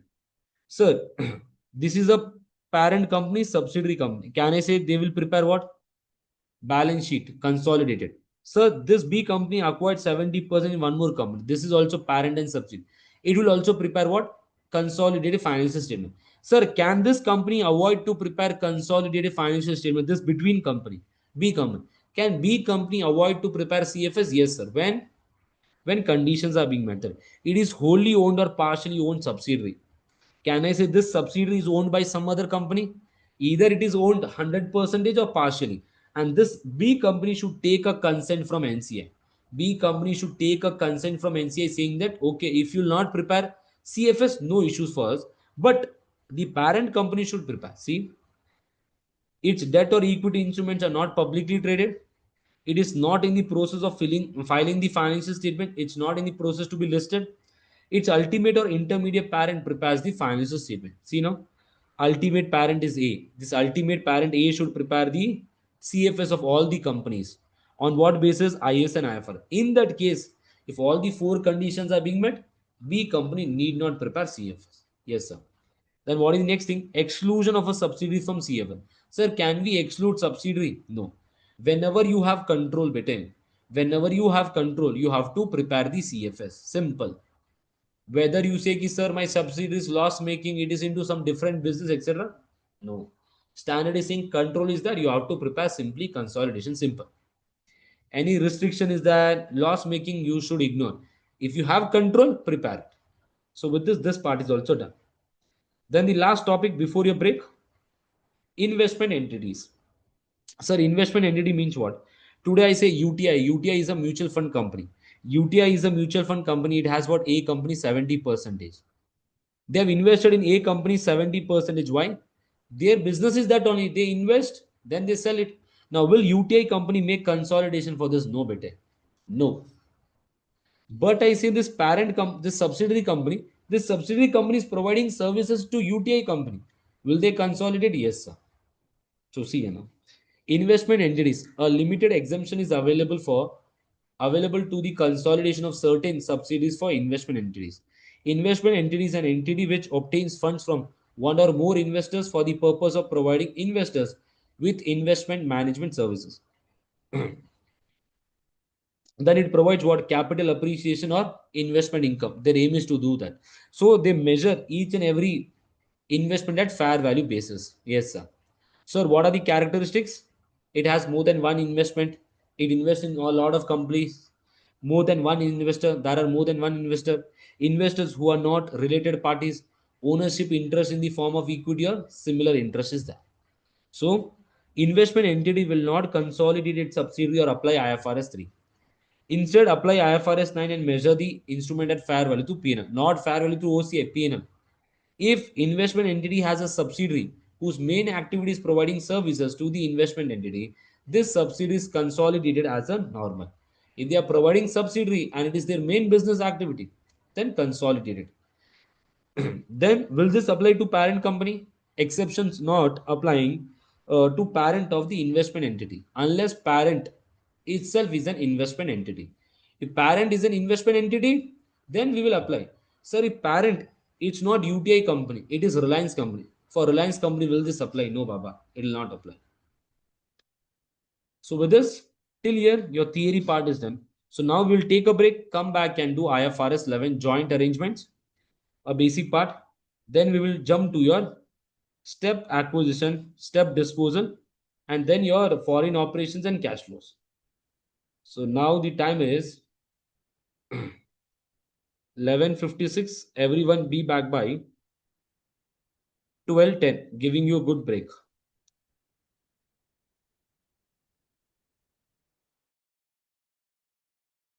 Everyone come back. Yes, sir. Had a good break. Sorry, I had to take some important call. Everyone will be saying कि sir किधर चले गए sir आप? I hope after 30 minutes of break you are fresh now. Now we'll be starting with the step acquisition, step disposal, etc. Okay, chalo then. Now coming to the next topic, IFRS 11 joint arrangement. Sir, is this topic important? Yes, important from calculation point of view as well as theory point of view. Calculation very less, rare, but theory very important. Sir. Joint arrangement. Sir, what does joint arrangement mean? Joint arrangement means an arrangement in which two or more parties have joint control. Control hona chahiye. Which control? Normal control? No, joint control should be there in this. Joint control. Now, whenever a question comes, you have to write down this one. Excellent. This point for 1 marks, saying that an arrangement in which two or more parties have joint control. Joint control means what? Where the consent of both the parties is required to make a decision. Simple. In your own words also. Now see here, everyone. I say that A company got a government project. Now this A company got a government project to complete the metro, but it only has 50% of the resource. A company knows that there is one more company in the market which can do this 50% work, and they can offer the remaining 50% resource. In this case, what will I say? In this case, can I say they enter into a joint control, saying that whatever is the profit from this project or whatever is the revenue from this project, we will divide it. What we will divide? We will divide each and everything. So then it will be a joint operation. The other case is that A company receives a government project and B, but they are doing what? They are creating a company, a separate entity. This separate entity is known as what? Separate vehicle. So this will be known as what? Joint venture. Most of the case it will be joint venture, but it can be a joint venture or joint operation also. We have to see. It can be a joint venture also. It can be a joint operation. We have to see the details here. Simple. इसके अलावा कुछ भी नहीं. अपन को detail देखना पड़ेगा. What is the case saying you? So see here now. So the question that comes is what to identify whether joint operation or joint venture. In the exam, what are the keywords? Joint operation, when you say a joint arrangement whereby the parties have what, sir? The parties have joint control of the arrangement and have rights over the assets and liabilities. Have rights over what? Assets and liabilities, not on net asset. Right to the asset and obligation for the liabilities separately. Joint ventures, in case of joint venture, joint control of the arrangement and have rights over the net asset. Whenever I say net asset, it becomes joint venture. When I say right over the asset and obligation over the liability, joint operation. Simple. Parties are called joint operators, IFRS 11. Parties are called joint ventures, IAS 28 we apply. Simple. So now, sir, for joint operation, the accounting is done as per IFRS 11, and for joint venture, accounting is done as per IAS 20. IAS 20 it's same, just we have done equity accounting. Sir, IFRS 11 says what? Let us see that later. But now, let us get into detail when coming to your theory question. Not structured through a separate vehicle. Sir, if separate vehicle is not created, it will always be what? IFRS 11. Simple. Structured through a separate vehicle. Sir, if it is a separate vehicle, तो क्या हो जाएगा? Sir, either it can be joint operation or joint venture. We have to decide on this basis. Yes, sir. What is the first thing? Legal form. When we create this entity, in that we have mentioned it will give right to the assets and obligation. Even though we have created the entity, but this legal form is saying what to the parties? That you have right over the asset separately and obligation over the liability separately. Then we say what? Joint operation. If this is not that, the terms of the contractual arrangement, we have signed an agreement saying that even though we have created the entity, but in the agreement it is written what? We have right over the assets and obligation for the liability. We say it is joint operation. So see what is important here. Important point kya hai? That whether you have right over the net asset or right over the asset and obligation over the liability and obligation for the liability. Simple. Sir, is the arrangement set up in a such a way that the output is given to the parties only and that company depends on that party? The company depends on that party for its business purpose. Then also it will be joint operation. See, example. Yes. Hmm. Okay. In this case, examples, A company is the B company. They created AB company. Now this AB company is manufacturing and they are providing this manufacturing to A and B only. As well as each and every unit is provided to A and B. Okay, no issues in that. Still, it can be a joint venture. But this AB company has to pay debt. Has to pay debt. AB company has to pay what, sir? AB company has to pay debt. In that case, क्या बोलेंगे अपन? अगर A company, B company has to pay debt, they are dependent on these two companies. If AB company is dependent on these two parties, then we say it's a joint operation, not a joint venture. So this AB company should be independent. If it is dependent, it will be what's a joint operation. So with this, your joint operation part is done. Now see the accounting treatment. So the accounting for joint operation. What we will do? Now joint operation, what we will do? Each and everything in that project, we will multiply with the percentage that belongs to us. See now, accounting treatment, joint operation. In separate financial statements, a joint operator recognizes its asset, including its share of any assets held jointly, its liability, including its share of any liability. So, if I have a joint operation, I will include my assets and liabilities as well as relating to that project. Each and every asset and liability, I'll apply the percentage and I'll record it. Simple. Then see here, its revenue, including its share of revenue, its expense, including this one. Accounting for any assets, liabilities, revenue, and expense, which will be in accordance with relevant standard. The accounting for asset liability will be as per relevant standard. This. No adjustments are necessary on consolidation as these figures are already incorporated in separate financial statement. If I've already recorded in my individual books, can I say it will automatically go to what? Consolidated books. So no need to do again the adjustment. Simple. So joint venture, joint venture follow IAS 28 in consolidated books. Sir, in separate financial statement, follow IAS 27. Simple. So with this part is done. So with this, your joint operation, joint venture is done. Now, chalo, starting with the next important topic, step acquisition, step disposal. And then we have foreign operation and cash flow. 4 topics to be done. It will not take much time. Each topic maximum 15 to 20 minutes. 15 minutes. So 1 hour, we'll complete this. So step acquisition. In step acquisition, what will happen? We acquire the company in small chunks. Today I acquire 10, then tomorrow, after 20 days, 30, 50, 60, this way I acquire. So in that way, we have to consider. So see now, step acquisition. Now A and B company. Today I say A company acquired B company 10% on 1st January. What will I follow? IFRS 9. Sir. After 6 months, I purchase additional 60%. So it will become what's a 70%. So after how many months I will do consolidation? Sir, for the first 6 months, I will follow IFRS 9. After 6 months, what will I do, sir? I will follow consolidation. So whenever control is achieved, sir, goodwill should be calculated. Simple. A company have 25 percentage, yes sir, and IAS 28 they are saying 35 percentage we are. In that case, what do we say, bete? Simple. So 25 plus 35 kitna ho jayega? 60%. We are getting control.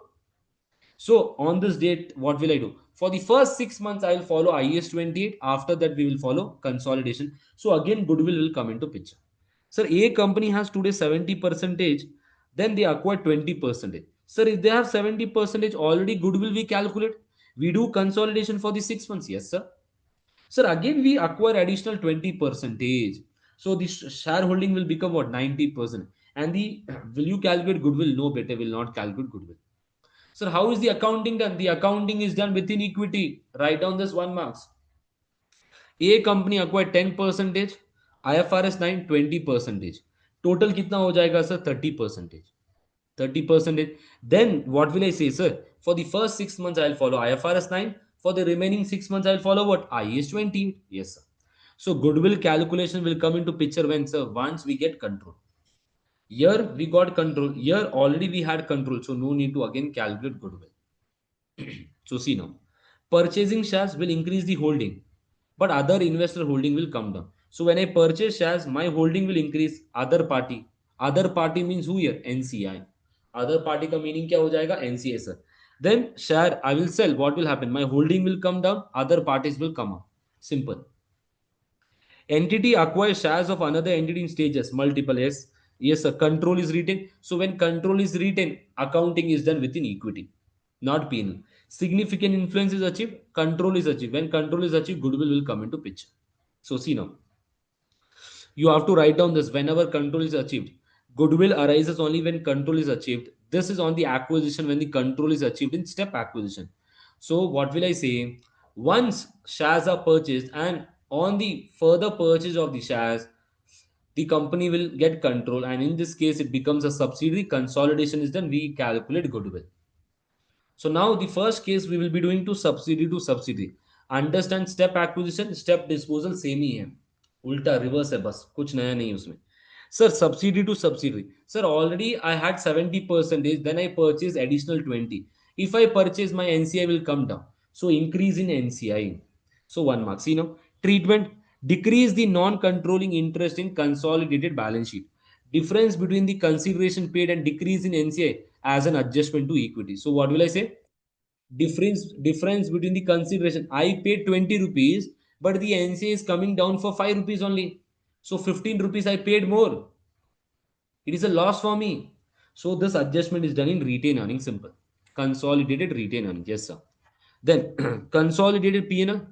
Consolidate P&L. What should we do? Consolidate as a subsidy for the full year. Yes, sir. Because already for the 6 months control was a 6 months control. No issue. But what should we do, sir? Time apportion the NCA percentage. The profits which we give, we have to time apportion. For the 6 months, parent will get 70 and NCA will get 30. Once I acquire 10%, parent will get 80 and 20 will be given to NCA. Yes, sir. Now coming to the calculation part in your balance sheet. For balance sheet, we'll consolidate the subsidiary at the year end. Yes, sir.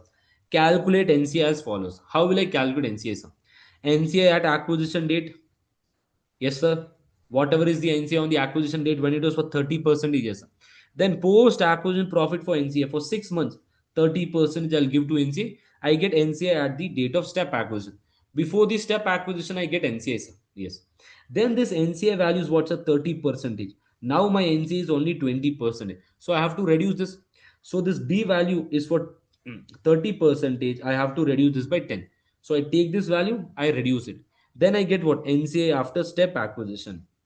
After 6 months, I get the NCA. Sir, after 6 months, the profit that I should add give to NCA is what? 20%.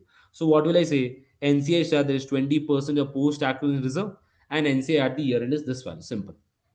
Now, when will you do this calculation extra? When if it is a mid-year question. Mid-year question. Yes, sir. Then equity adjustment. Sir, the adjustment value in equity. Fair value of the consideration paid, sir. Why I have recorded this in negative? So that you get your right answer. I say you are paying 10 and NCA is decreasing by 15. What is this positive? 5 is positive. That means what? A gain for you. Because I am paying what, sir? I am paying what? I am paying 10 rupees, but the value which I am getting from NCA is what? 15. So 5 rupees ka profit is. Yes. So with this part is done. The subsidy to subsidy is done. Step acquisition we have done questions in the class also. I hope you remember. Yes, sir. Now coming to the next case. Investment to subsidiary. Sir, when control is achieved. So what is the basic understanding here, everyone? What is the general assumption? The deemed assumption is that we sell the 10% and we acquire 60%. When I sell 10%, I'll have fair value gain or loss. Or we say the existing shareholding should be remeasured at fair value. So see, the concept is what? Investment or associate, because the accounting is same. Either investment or associate. We say investment or associate is sold. Investment or associate is remeasured to fair value at the date of control and gain or loss is recognized. For investment, see now, gain or loss is recognized in profit and loss investing category. Simple. In P&L, if balance sheet, retain earnings. Sir, investment previously held was investment in equity instrument and election was made to hold the investment at fair value through OCI. Sir, previous one which we had bought, it was at fair value through OCI. Investment previously held was an investment in equity instrument and election was made to hold the investment at fair value through OCI. When I treated this as per IFRS 9, this was either recorded at fair value through P&L or fair value through OCI. Sir, it was fair value through OCI, then what will I do? I will take the gain to OCI, not to P&L. Then, when I have fair value through OCI, bete, I will have some gain or loss in OCI. What will I do? Share investment was previously measured at fair value through OCI. Any amount recognized in OCI are not reclassified to P&L. Yes or no? It will be transferred to retained earnings. We have discussed this in our yesterday's class for financial instruments. Yes, sir. Sir, whenever from investment to subsidiary, we have to calculate goodwill. Now, how do we calculate goodwill? See now. Subsidiary purchase, calculate goodwill, including the fair value of the investment previously held. Example, 10% say 50%. Additional purchase, total becomes 60%. So what will I do? Goodwill. Fair value of the previously held investment. That is fair value of the right retained. Whatever right I have, 10%, I'll take that also. But before taking this, I have to consider the fair value. Before taking this, I will consider the fair value. And fair value of the consideration for additional interest. I will include these two values. So the 50% which I purchased, that also, and fair value of the retained interest, I add it. Then NC at acquisition less fair value of the net asset at acquisition date. I get goodwill at acquisition date. Simple. Treatment is what's a simple. Remeasure the investment at fair value at the date parent obtains control. Consolidate as a subsidiary from the date parent obtains control. From the day we get control, do consolidation. So before that, follow the normal IS or IFRS, whichever is applicable, but remeasure the carrying amount, and that gain will be going to P&L. Balance sheet, calculate goodwill and consolidate for the year end. Yes, sir. It was investment to what? Subsidy. Now associate to subsidy. Same thing. Sir, what should we do? This 30% for the 6 months, I will treat this as an associate. I will calculate the carrying amount. That carrying amount, I will do what? I'll calculate the fair value for that. So P&L, equity accounting as an associate to the date parent obtains control. Remeasure the investment in associate at fair value at the date parent obtains control. Till the date we have obtained control, we have to do that. Then consolidate. So remeasure. Control I got. Whatever is the carrying amount, I calculate the fair value.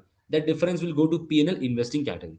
Consolidate as a subsidiary from the date parent obtains control. Consolidate. We will consolidate this as a subsidiary from the date parent will obtain control. Then balance sheet. Calculate the goodwill and consolidate the subsidiary. Simple. Yes, sir. So goodwill calculation was what? Fair value of the right retain, fair value of the additional purchase shares, add NCI, and less net asset at the date of acquisition. Simple. Same thing, huh? Then coming to the last case, investment to associate. Sir, it is investment to associate. What should we do? It is IFRS 9 to IAS 28. See, same thing. Investment, whatever investment you have, remeasure it either at cost or fair value, is treated as part of the cost of associate. Today I purchase, let's take, I have 15%, I purchase 30%. This 30% I pay a cost. I should calculate the fair value for this. Then this fair value will become what? Here the cost of the associate. So the difference between the carrying amount and this fair value will go to P&L as a gain, remeasurement gain. See, measure either at cost or etc. SOPL, equity accounting as an associate from the date significant influence is gained. From the date significant influence, follow associate accounting. So balance sheet, equity accounting as an associate. Then see here, IFRS 3, remeasure the existing investment at fair value on the date significant influence is achieved with an corresponding gain or loss recognized in P&L or OCI depending upon the this one. Whenever a question comes better regarding step acquisition, you have to mention this. As per IFRS 3, the existing investment should be remeasured at fair value and the fair value will be recognized in gain or loss. Simple. IAS 28 says what? Record both the original investment and the new investment at cost on the basis. Yes or no? We have to record both original investment and new investment as a cost for the calculation of value of associate, carrying amount of associate. So with this, the fourth part is also done. Any doubts to anyone in step acquisition? All the four cases we have done, step acquisition. I hope there is no doubt regarding this step acquisition. So what are the important points, sir? Remeasure, write down this point. Remeasure. When we calculate the goodwill, we consider the fair value of the existing shareholding. Simple. So whenever it is for subsidiary to subsidiary, adjustment will be in NCI only. Yes, sir. Now coming to disposal, better. Now coming to disposal. Sir, in disposal, क्या करते हैं अपन? So we dispose of a company. Either we dispose of the company full or either we dispose of the company in part. Simple. Part means what? Today I have 90%. I am in need of money. I am selling 30%. Then after that I am selling 40%. Then 10. This way, part disposal.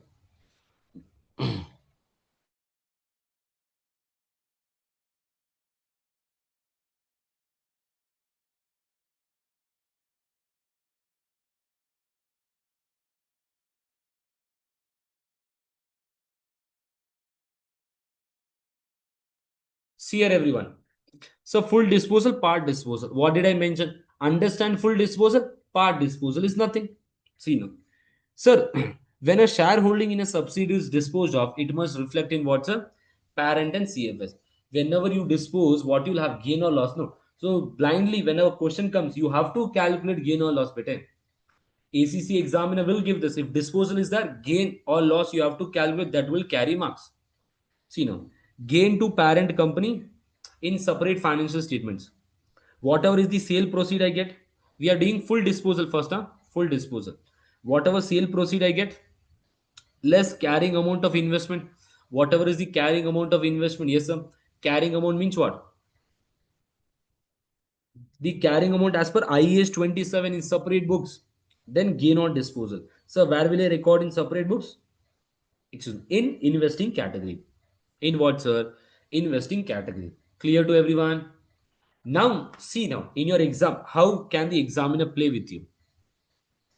The examiner will say that 1,000 rupees is recorded in separate financial statement as a gain. In separate financial statement, we have recorded $1,000 or 1,000 rupees as a gain, and this has been taken to CFS. You only say, is this right? Or we should remove it and calculate a new gain.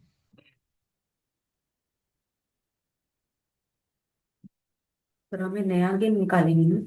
Yes, we will remove this and we'll calculate new gain. Pre-mock mein ye hai. In your pre-mock, this is that. So today, what will I do? I will try to upload the question number 1 from your consolidation pre-mock. Do not watch the video first, complete your mock and then watch it.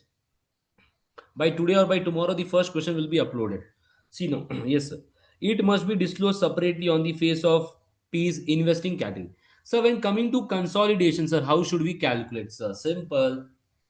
See, in consolidation, full disposal. So what we will do when we dispose of the company? Do we do consolidation? No, Baba. Consolidation is done up to the date of disposal, till the date of disposal. See, I have 70 percentage here. I dispose after 6 months. Now the consolidation I will do for what? 6 months. In PNL, what will I do? Each and every item I will apply 6 by 12. But on the balance sheet date, will I do the consolidation of the balance sheet? No. Control is not that I will not do it. Simple. So see now, balance P&L consolidate up to the date of disposal, and in P&L what should we recognize? So gain or loss. So which category in here? Operating category. This is the difference. Understand everyone. Here it is investing. Here it is operating. Yes sir. Statement of financial position need not consolidate. Gain or loss including retained earnings. Simple. Yes sir. Now this is the format which you have to remember. If you know this, your step disposal is also same. You have to use the same thing there also. See now everyone. I say sale proceeds. I am selling. Reliance company has 90% of Geo. They are selling 90%. If they are selling, what will I get? Sale proceeds for 90. Yes, sir. What will I say? Less carrying amount of S at disposal date. What is the carrying amount, sir? We have to calculate the carrying amount. Now, how will I calculate the carrying amount? 3 points in mind.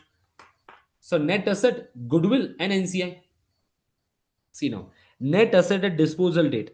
Sometimes in the question, this figure will be directly given. If it is not given, you have to calculate. How will you calculate this? Retain earnings, share capital, the adjustments. Then add goodwill at the disposal date, calculate the goodwill at disposal date, less what? NCI at disposal date. So this NCI it is not given, you have to calculate. Goodwill it is not given, calculate. So sometimes out of these three items, one or two will be given, the other two or three will not, one or two will not be given, depending upon the question. Yes, sir. Now see everyone. So we get gain on disposal. Now, sir, where do we record this gain on disposal? If it is P&L operating category, balance sheet, retain earnings. Simple. So now a question to everyone. Whenever they have done CFS vertically, whenever I dispose of the company, what should I do? Can I say I have to remove investment or not, bete? I will remove goodwill, I remove NCA, yes or no? I remove each and everything. I will, what will I do? I will remove goodwill, sir. We will remove NCI. We will remove the assets, etc. We will remove all these items vertically when you do the question. Yes, sir. Chalo then. So disposal is done. So see now the next important thing for your exam. Case 1, case 2. Sir, once we dispose of the company, sir, how we will present it? In consolidation, balance sheet, so nothing you will do. In P&L, what? I say that 9 months. So each and every item I will multiply with 9 by 12. Yes, sir. And what will I do? The gain or loss I will include in operating category. Yes, sir. Sir, case 2. If the subsidiary which we have disposed of meets the criteria for non-current asset held for sale. Remember, day 1 revision, I had mentioned non-current non-current asset held for sale. So in that case, what did I mention? Sir, we do continuing operation. Sir, instead of recording 9/12 for each and every item, I will do a single line adjustment. I will say what profit or loss from discontinued operation in a single line adjustment. A single line I'll record. In that single line, sir, what all we will record? The subsidies 9 months profit and the gain or loss on the disposal. Sir, what about this detailed calculation? The detailed calculation is given in notes to accounts. Is given in your notes to accounts. So with this, the presentation is also clear to everyone. See now here. Time apportion, this is your traditional method. Discontinue operation का meaning क्या हो जाएगा? So separately we record in a single line item. What all is included in this? Two items. Yes, ये रहा. देखो. Yes, sir. Then coming to the step disposal, yes. So what is the meaning of step disposal? Same like a full disposal only bit, but instead of disposing in full, we dispose in part. So see here now. Today A company has 90% in B. What they will apply? IFRS 3 this. The company disposed of 30%. So remaining is still what, sir? 60. Still what will I do? I will follow IFRS 3 and 10. Is the control lost? No, sir. Whenever control is not lost, how is the accounting done? Whenever control is not lost, how will I do the accounting? The increase in NCI. Increase in NCI, simple thing we have to do. Yes, sir. Then chalo. A company, 70% I have in B company. What will I say? And I'm disposing of 40. It will become what 30. Sir, for the 6 months we will follow consolidation. Sir, after that control is lost, I use 28. Yes, sir. Then A company, so 60% is there, and we dispose of what's a 50%. It will become IFRS 9. Follow fair value through P&L, fair value through OCA. Simple. Then, sir, A company has 30% in B, associate for 6 months. After that, they are disposing of the entire 30%. Then zero, nothing will be there. A company has 30% IS 28, 15% their disposal, remaining 15 FI. Follow these two things. So these are the cases, 5 cases. Now see, part disposal, control is retained, full disposal, subsidy to associate, subsidy to investment, and the associate to investment and associate to nothing. Coming to the first case here, same subsidy to subsidiary.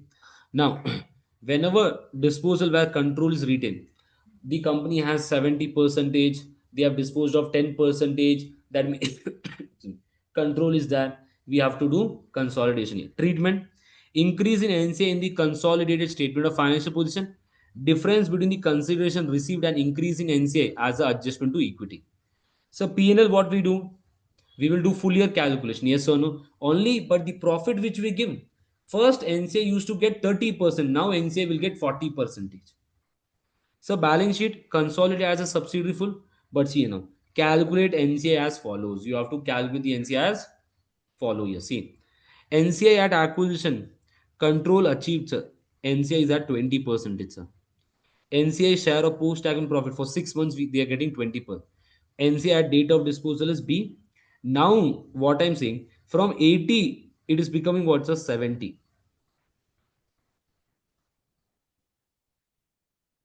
Now see here. No, sorry. Yes, our shareholding is becoming what 70. So in that case, what should we say here now? Now see here. Sir, we had 20. When we dispose of NCI will increase or not?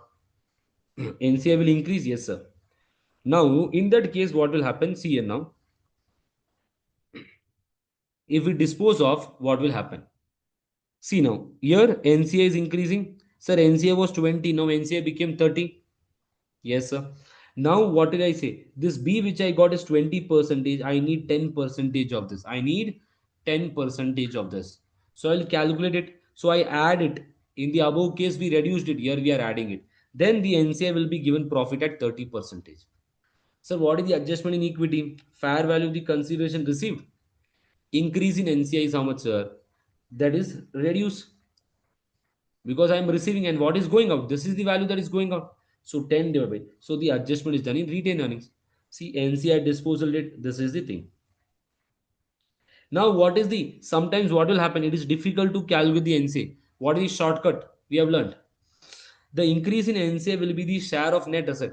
Whatever is the net asset, take it and multiply it. Yes, sir. You take it, you multiply always. But sir, if NCA is at fair value, then take goodwill also into consideration. We have done 2 to 3 questions in exam kit also, your past papers.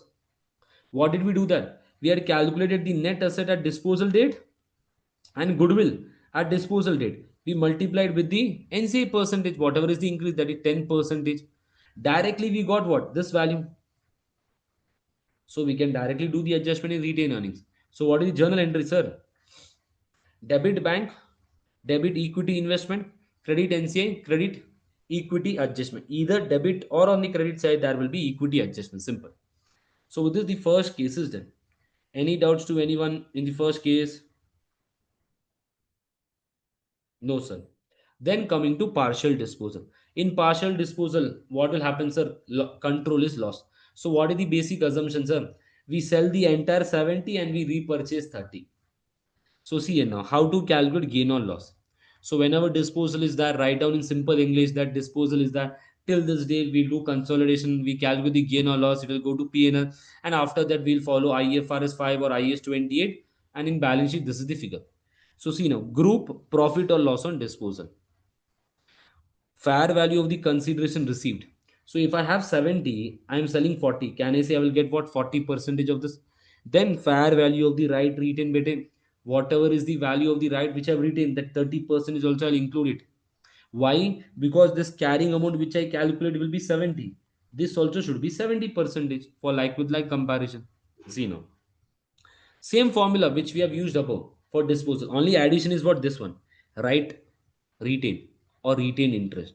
Net asset at disposal date, goodwill at disposal date, less carrying amount of NC at disposal date. We get what, sir? This is 70, I say. This is also 70%. This is also 70%. Then the comparison is like with like.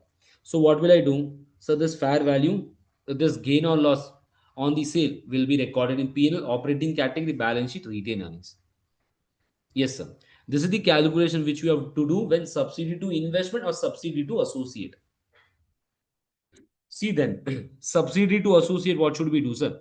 In this case, consolidate as a subsidy up to the date of disposal till the date you have control. Do gain or loss in operating category, treat as an associate from the date. So in balance P&L, you have to write share of associate profit also. Then balance sheet, remeasure the investment retained at fair value. Whatever is the new fair value of that, consider it. Sir, where we will consider that? This we will consider in what? Associate calculation, equity accounting, associate from the date control is lost. That is, cost is equal to fair value of the right retained, 35%. Then add what? Post acquisition profits to this and do the normal associate accounting. So this subsidy to associate revision is done, I hope. Now, chalo the next part. Subsidy to investment. Same, sir, gain or loss, use the same formula. Sale proceeds plus fair value of the right retained less what, sir? Less net asset, goodwill, etc. Treatment now, see, SOPL. So what should we do? Consolidate as a subsidy till the date of disposal. Group profit or loss on disposal in the operating category, yes or no? Gain or loss in operating category. Treat as an equity investment, equity instrument, either fair value through OCA or fair value through P&L. Any dividend received, record in investing category. So balance sheet, remeasure the investment at fair value and then treat as per IFRS 9. Simple. The normal accounting. Yes, sir. Then coming to significant influences loss. From associate to zero, associate to IFRS 9. See, disposal of all or some shareholding in an associate are the same as those of subsidiary. However, gain or loss on disposal of an associate are shown in investing category. Yes, sir. Rather than operating, we show in investing here in consolidated books. So see here now, full disposal when entire associate has been disposed. What will you say, sir? Whatever proceed I receive, I am selling my associate. Whatever proceed I receive, less what carrying amount. Sir, how do we calculate carrying amount? IS 28. Do that calculation. You get gain or loss investing category. Yes, sir. Sir, if financial asset is retained, that means from 35 we are disposing only 25, 10 is remain. Are baap re baap. Same. See, fair value of the consideration received plus what? The right retained. After that, same calculation. What is the additional point? This one. So less carrying amount of investment in associate at date significant influence is lost. So cost of associate, Share of associate, I say. This carrying amount I calculate simple. I record this, I get gain or loss in P&L, simple investing category. Sir, after that, what we'll do? Follow financial instrument, IFRS 9 simple, scene of treatment, SOPL, equity accounting associate up to the date of disposal, profit or loss on disposal in P&L investing category, fair value changes and dividend in P&L after disposal. Which category, sir? Investing category. Then remeasure the investment remaining at fair value at disposal date. You already remeasure it. Then record this in the books. Then at the year end, compare with the fair value again. Record the gain or loss. Simple. So with this part is done. Associate to investment and associate to nil is done. Any doubts to anyone? No, sir. So all these are the questions which we had practiced in a regular class. Then coming to the small topic, deemed disposal. Deemed disposal means what, sir? Sometimes if I have acquired your company is issuing new shares, but I did not purchase. If I'll not purchase, can I say my shareholding will come down? Either I will control is lost or control will not be lost. Sir, whatever we have studied about same thing. Not tested because the topic is same one as the above. So with this till here, this part is done. Then we have IFRS 19. Okay, let us do this IFRS 19 and we will do one question regarding step acquisition which we have done in the class on Excel. वो revise कर लेते एक बार. So see now, IFRS 19, a very important standard, new standard, subsidiary without public accounting. This was not tested in September, so the chances are very high that it can come in December. Sir, what the standard says? Important points. IFRS 19 says that subsidiary company can reduce its disclosure which it records. When, sir? To reduce the disclosure, it should be a eligible subsidiary. It should be what, sir? It should be a eligible subsidiary. IFRS 19 is not mandatory. It is based on the company's choice. Simple. Now, eligible subsidiaries can use this IFRS 19 in their individual books, separate books, or CFS. Now, when will you say the subsidy is eligible? See, no, subsidy is eligible when they do not have public accountability. Public accountability is not. That means it is not listed on the stock market, or it is not in the process, or it does not have a fiduciary capacity to do it, like banks, insurance company. Even though they are not listed, but they have to present their financial statement to the public. And its ultimate or intermediate parent prepares the financial statement as per IS and IFRS. If these two conditions are being met, we say it's an eligible subsidiary. Yes, sir. Now, what is the thing, sir? The standard is saying what? The standard is saying that eligible subsidiaries can do what? Eligible subsidiary must continue to apply the IS and IFRS for recognition, measurement, presentation, derecognition. But for disclosure purpose, instead of recording detailed disclosure, they can refer IFRS 19 for reduced disclosure. Sir, are the disclosure requirement reduced for these three things? No, but for IFRS 8 operating segment, it is not reduced. IFRS 17, it is not reduced. IS 37, it is not reduced. The same disclosure which is given, we have to follow that. For these three categories, disclosure requirement is not reduced. We have to comply with the standard, whatever is the respective standard saying. So whenever the company want, they can apply IFRS 19. Whenever they want, they can revoke this. Whenever they want, they can follow. Whenever they want, they can cancel it. Simple. Yes, sir.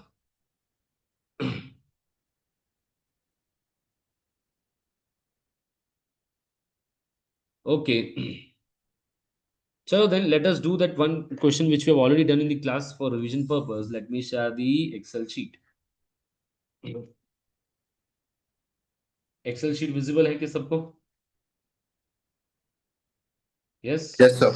Yes, see, this is a basic question regarding P&L which I have done. This is the way intra-group I have reduced. URP, intra-group loan C. Pension adjustment भी अपन ने किया था. We have recorded this as an expense. And then for NCI, we have done the calculation below and shown this. I'll now do step acquisition. Let us do this. Okay, SOPL. Then foreign operation and cash flows we have done.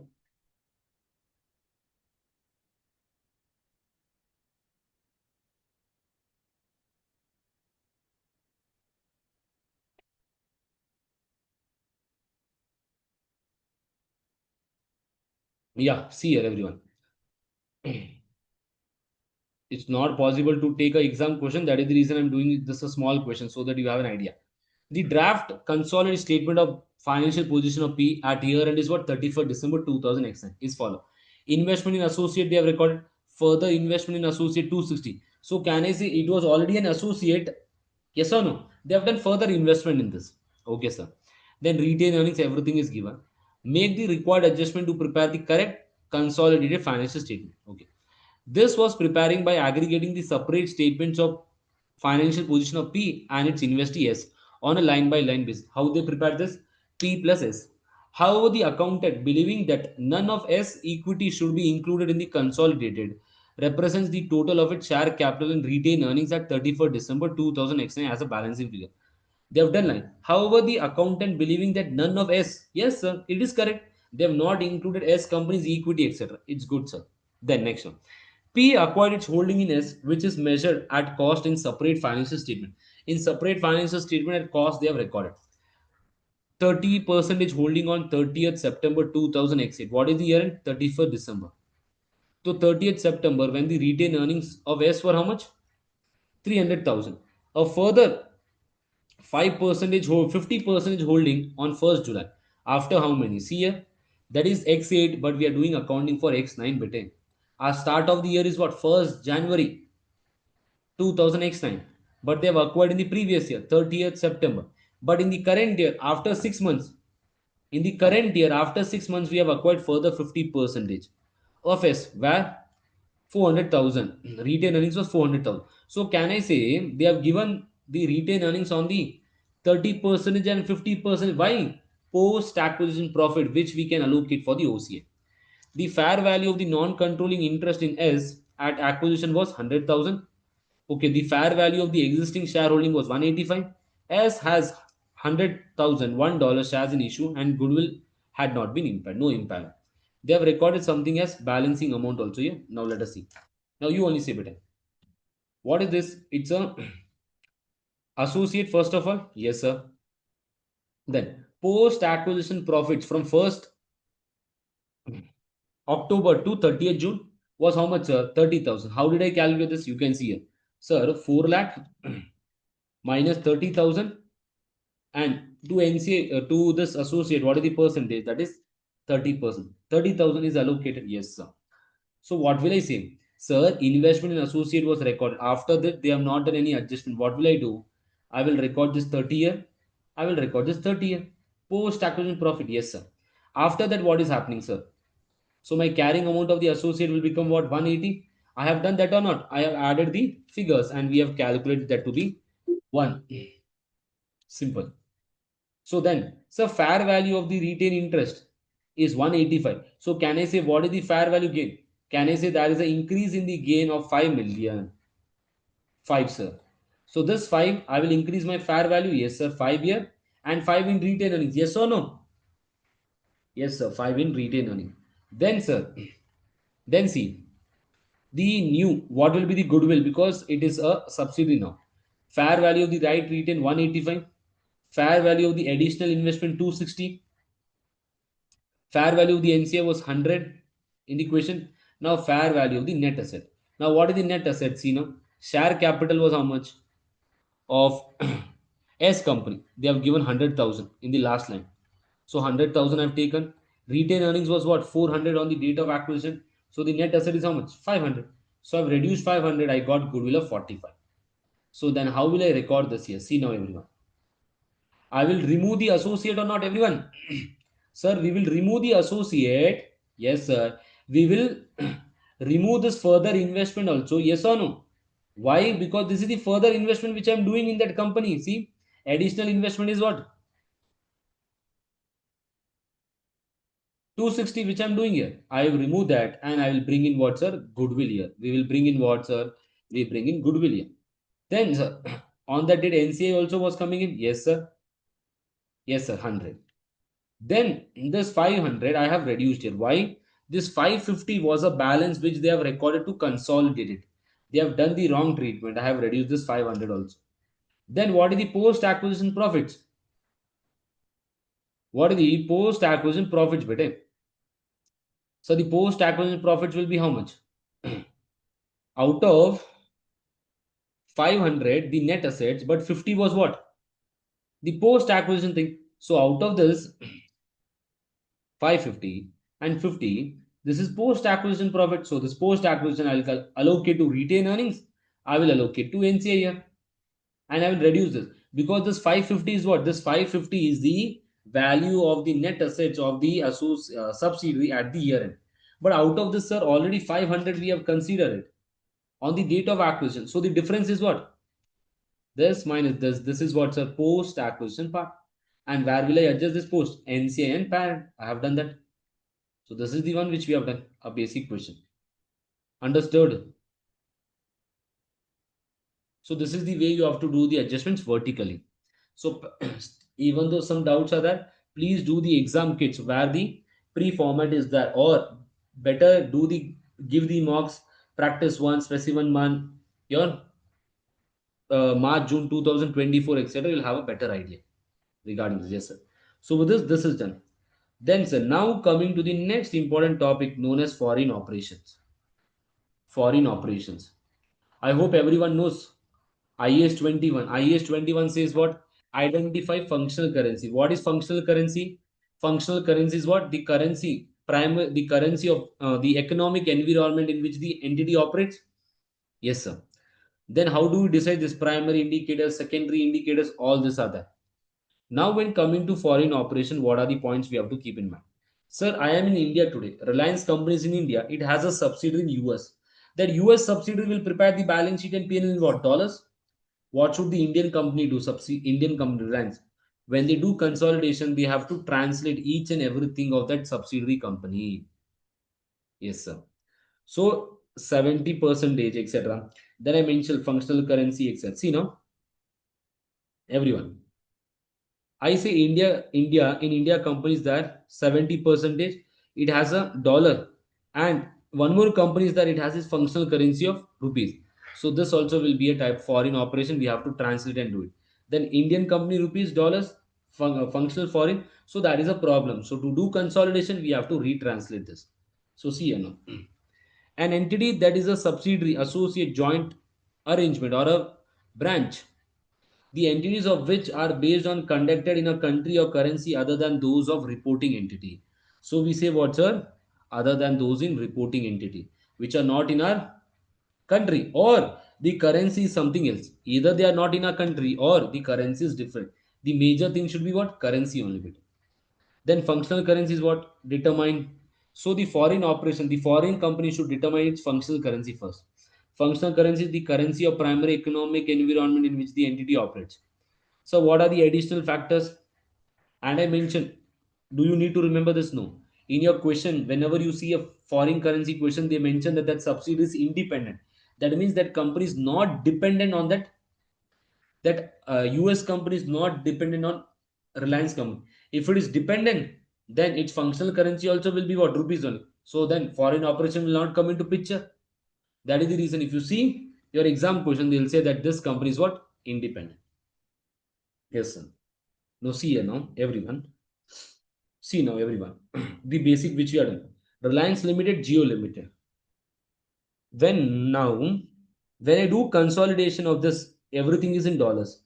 When I bring this to rupees, at what rate I will bring? At closing rate? Yes, sir. It's closing. But equity will include profits. Will profits be converted at closing rate? No, at average rate. So as I use average rate, difference will come. The difference is known as what, bete? The difference is known as exchange law, exchange difference. That exchange difference where will show in OCI.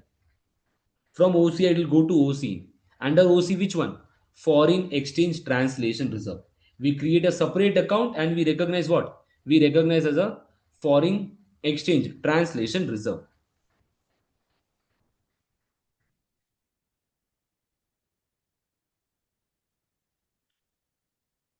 Any doubts to anyone in this? This foreign exchange translation reserve, is this reclassified to PLR or not reclassified? Say me, everyone. Not reclassified. Not reclassified. When we dispose, we can reclassify, no bete ki nahi? Sir हाँ, जब disposal पे we can reclassify, everyday में नहीं होगा।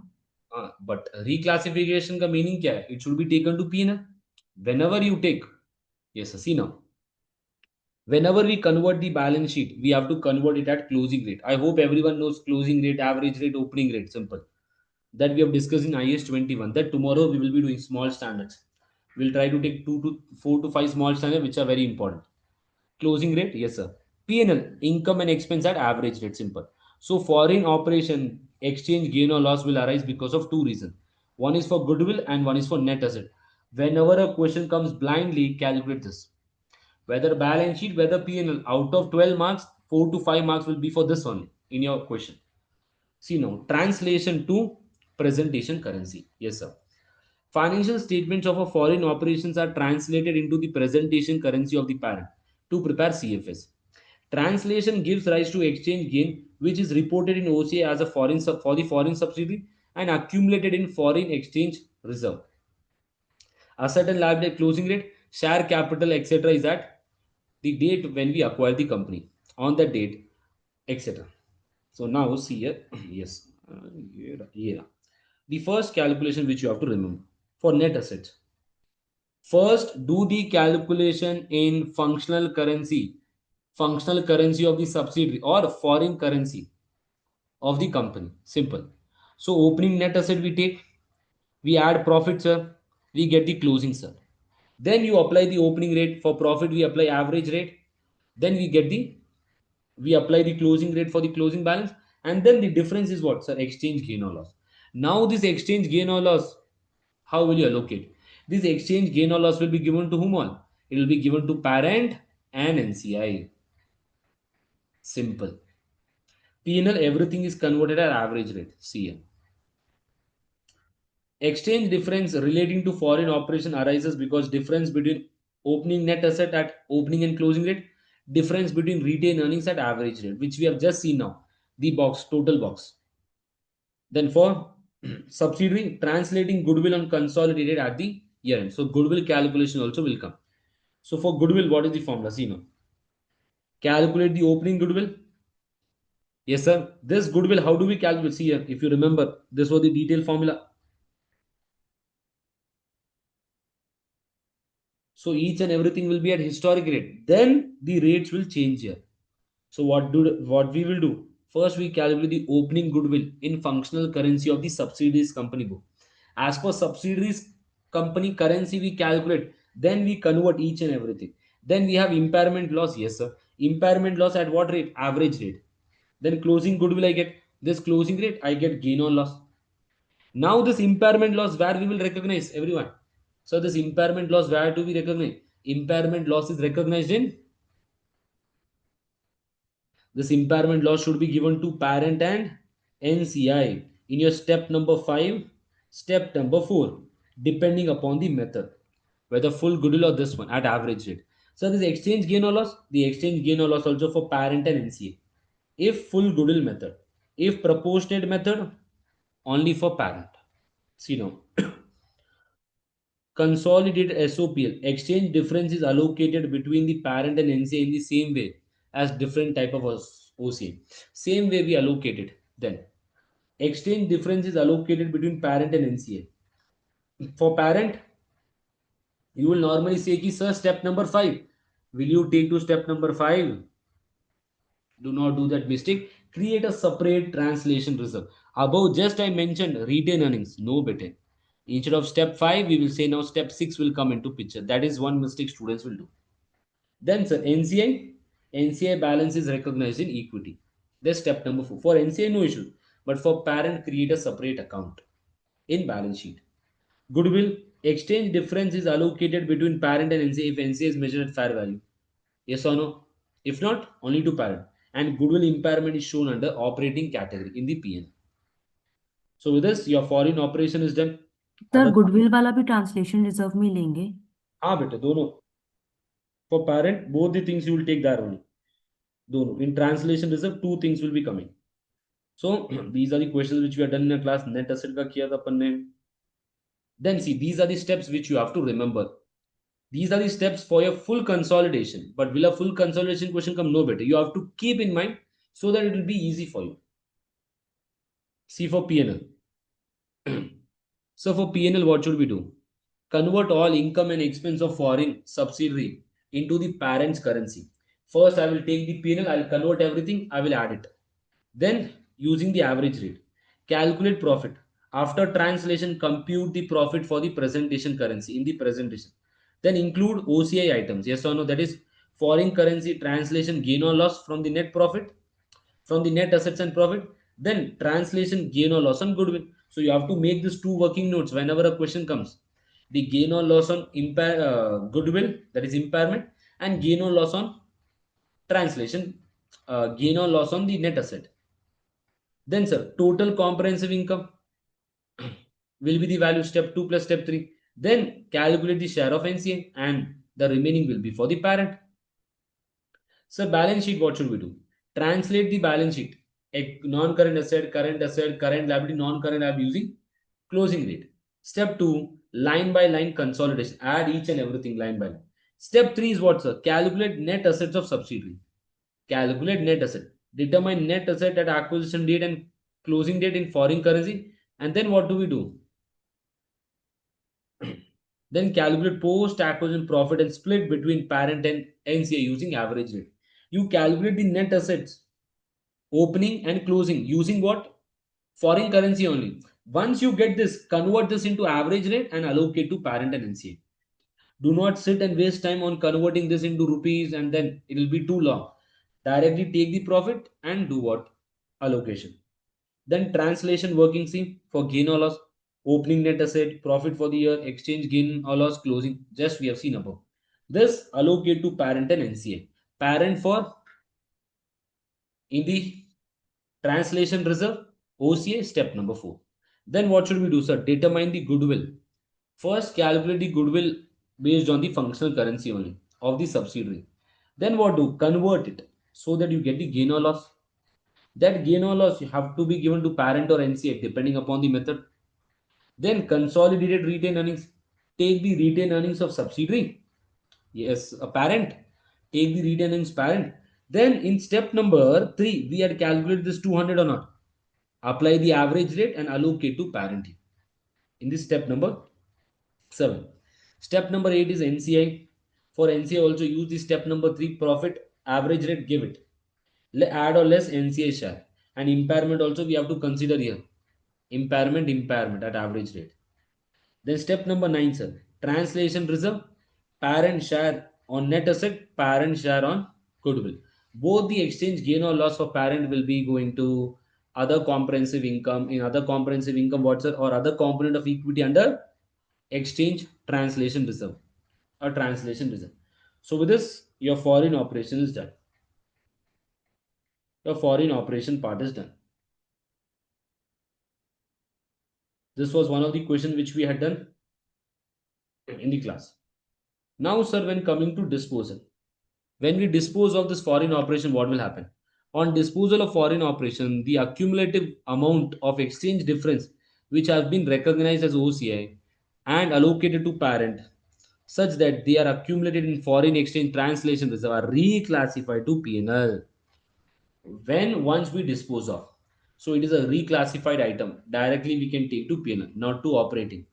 Then partial disposal. In case of partial disposal, क्या होगा? Only proportionate share of related accumulated exchange difference is reclassified to P&L.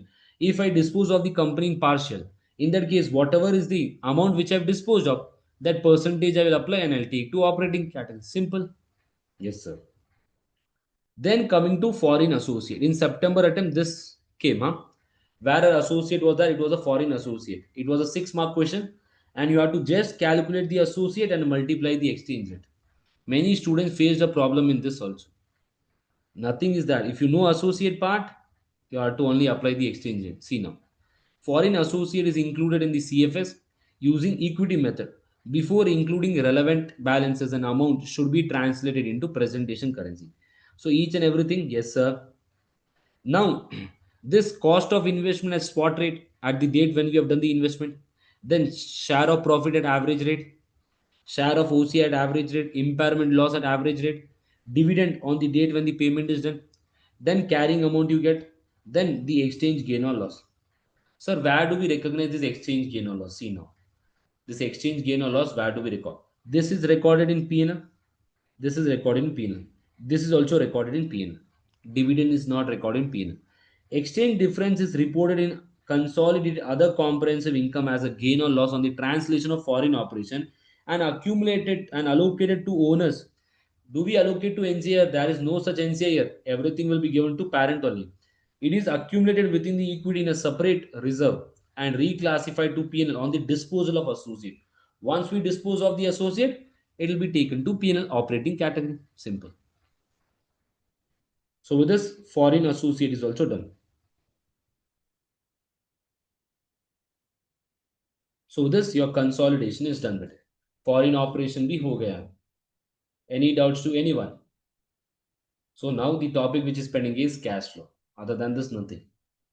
Sir foreign operations में sir URP adjustment वगैरह भी आएगा क्या?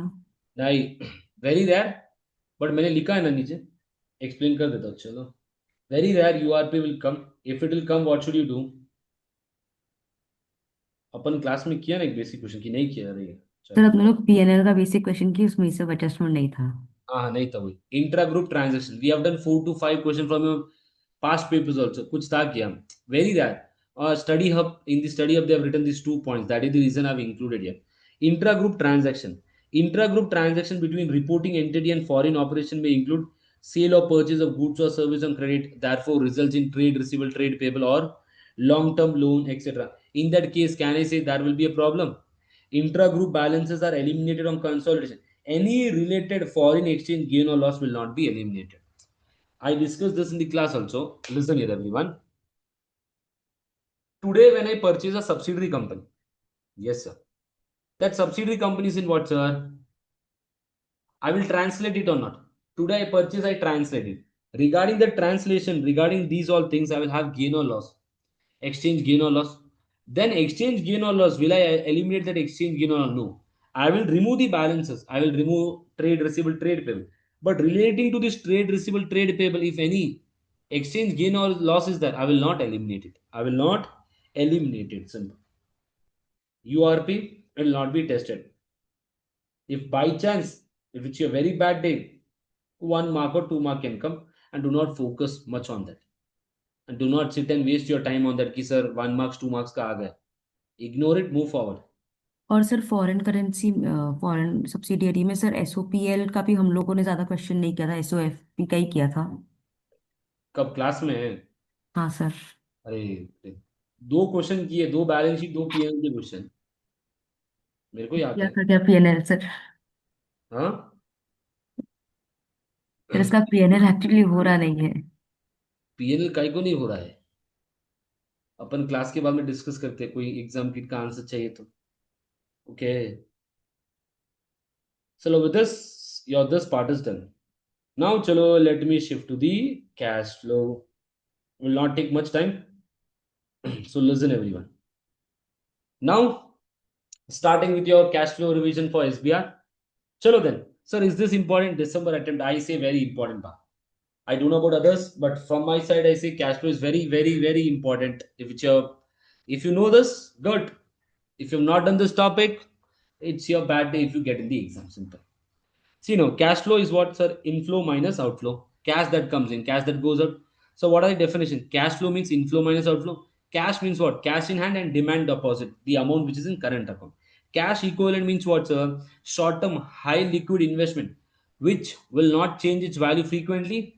The value will not change significantly, and it is readily convertible to the known amount. We know the amount what we will get. Yes, sir. The note equity will never be a part of cash. So bank borrowing, whenever we take it, it is the part of financing activity. But if we take a bank overdraft, it is part of cash and cash equivalent. Yes, sir. And we have taken the example why this is important, cash flow, etc. Then operating activities, investing and financing. Operating activity means what, sir? The cash inflow and outflow from the main business activity. Sir, investing activity means cash inflow and outflow from the acquisition or disposal of long-term assets. Financing means what? How does the company generates the finance which affects the composition and size of the equity capital and borrowing. So direct method and indirect method we follow here. Here direct. For your exam, indirect method is important. Direct method is simple. Whatever is coming in, whatever is going out, the net off. Indirect method means adjustment to operating profit. For each and everything you should know to prepare the ledger account so that the calculation will become easy. So direct method, inflow minus outflow. Indirect method, what should we do, sir? This profit figure we have to take, we have to add back some items which are non-cash items or which do not relate to operating activities. See now the format of cash flow. Cash flow from operating, cash flow from investing, cash flow from financing. Then if you do the total, you'll get increase or decrease in cash or cash equivalent. During the year, what is the increase or decrease? Kitna increase hai, kitna decrease hai? Add what? Opening cash and cash equivalent. Whatever is your opening balance in the balance sheet, then you get what? Closing cash and cash equivalent balance. Yes, sir. So then we say what, sir? Okay, done. Now coming to operating category. Jumping to this one. Very important thing. Operating profit you take. Now you're not starting with the profit figure, the old format. It's a new format. Be updated. Operating profit we say. Now this to operating profit, what I'm adding, sir? Add back depreciation, amortization, impairment because these are non-cash item I have added, sir. Sir, whenever profit is there, we will less it. If gain or loss on PP is included, we will remove it. Why do we remove it? Because it is already reflected in investing activity when we get the sale proceeds. So if profit is there, I less it. Yes, sir. If profit is there, I will less it. If loss is there, I will add it. Same thing will be for what? Gain or loss on disposal of what? Subsidiary.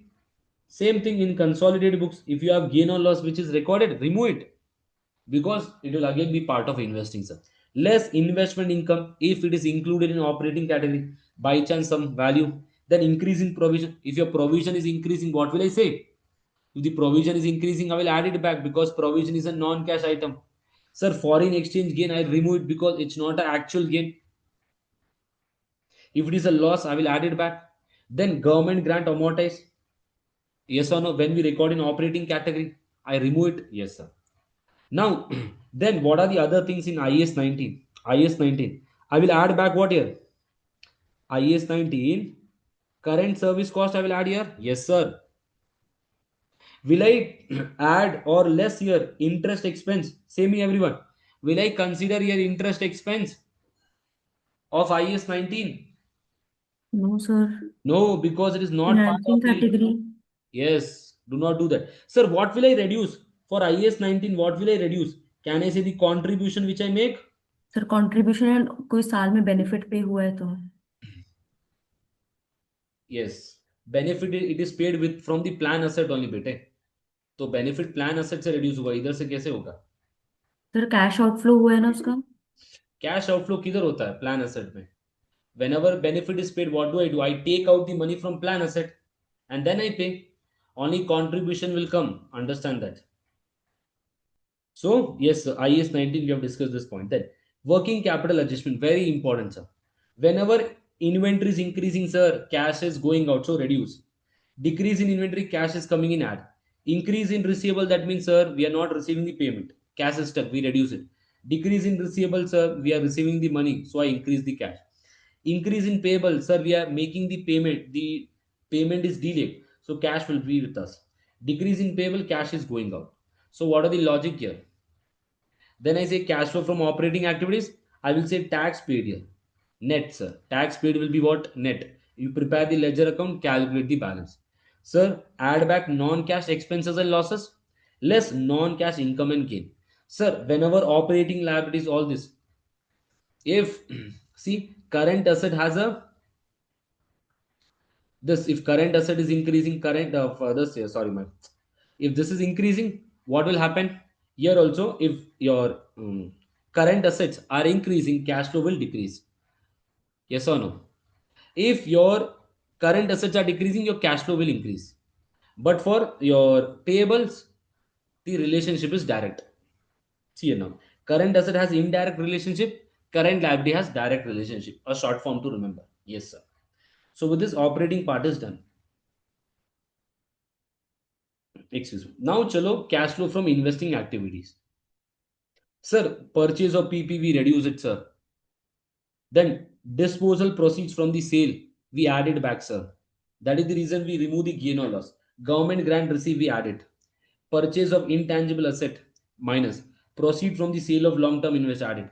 Interest received, dividend received, cash given. If a loan is given, we reduce it. All these are the points which you have to consider. I am doing the basic part. I will come to the CFS part also. Then cash flow from financing, sir. The proceed which we receive from share capital, the amount inflow. Proceed from long-term borrowing, any loan we have taken. Sir, any repayment, any lease liability payment. I am doing a lease liability payment will come in financing activity.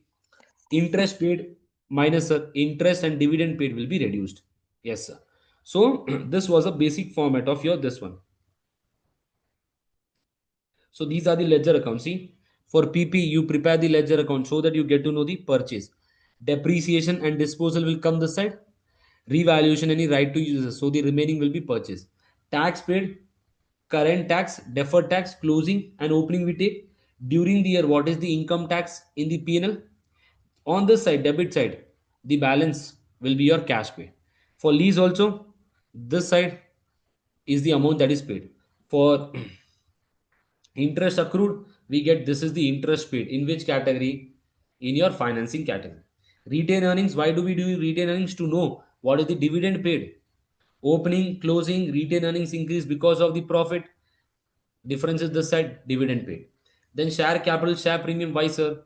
To know what is the new proceed which we have received.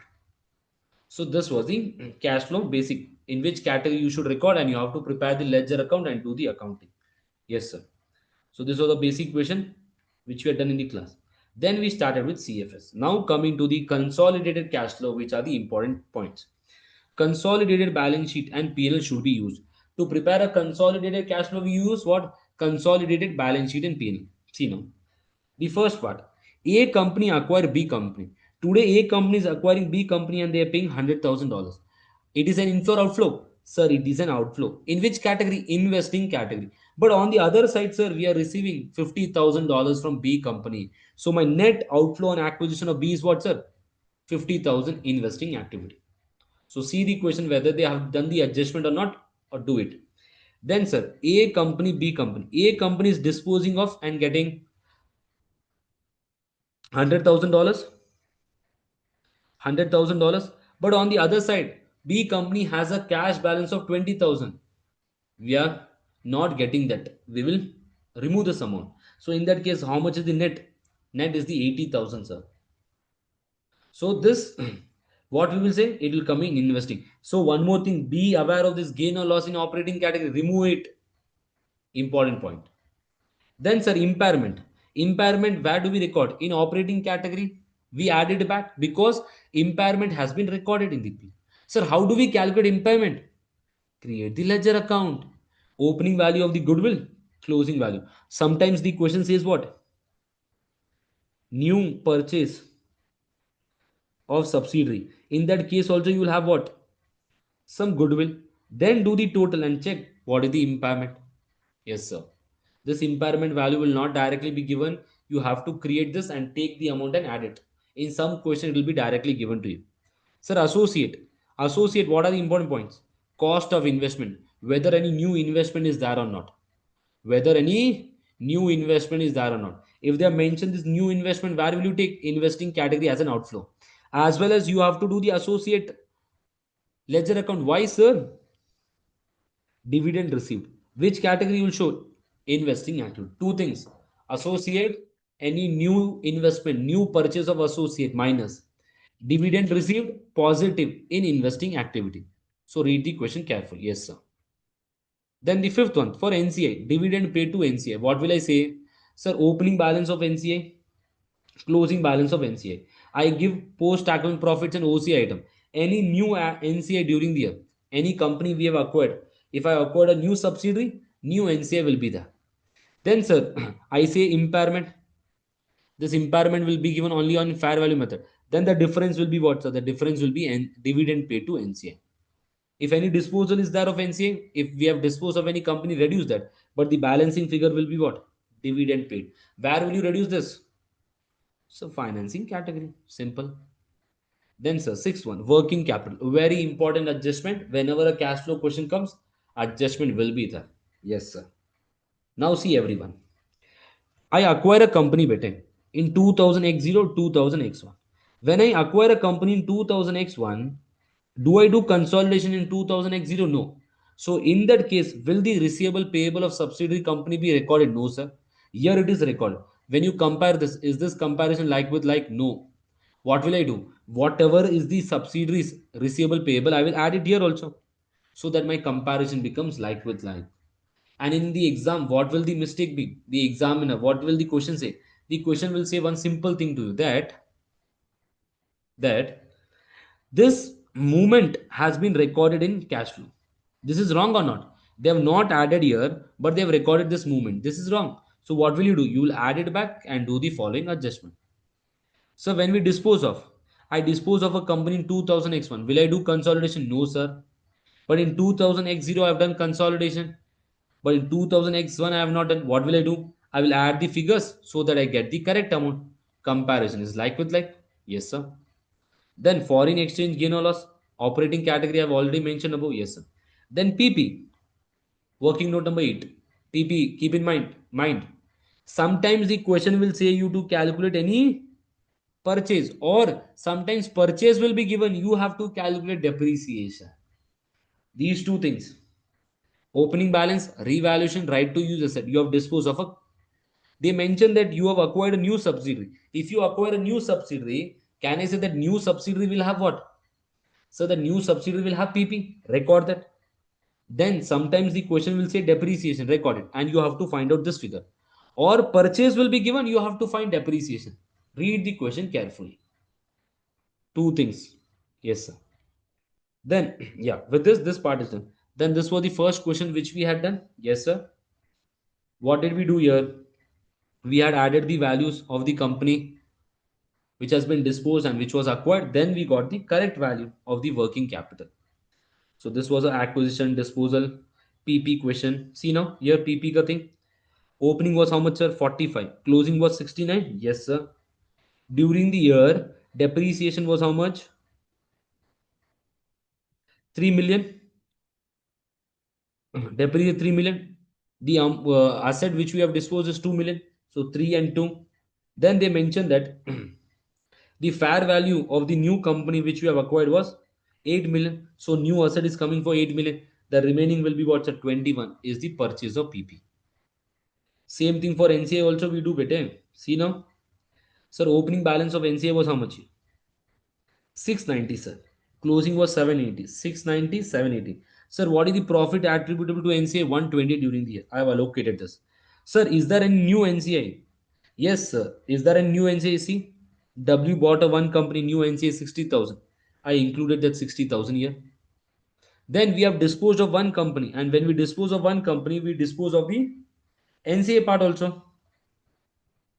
So what is that, sir? 47 is the disposed of NCA.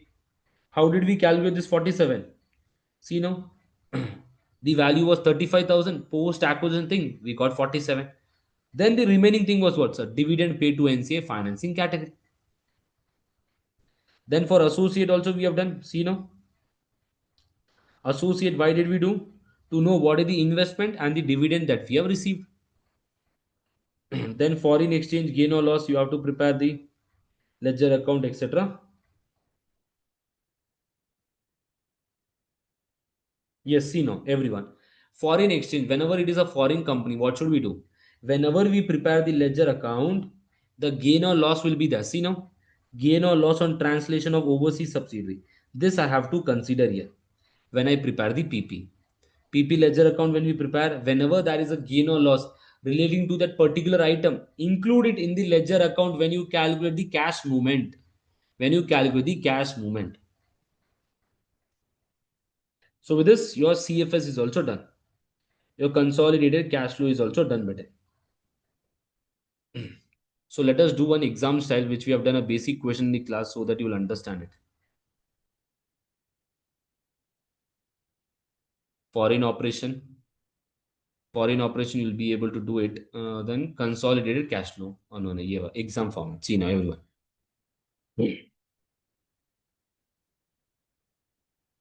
A draft consolidated statement of cash flow for the year ended 31st December is given.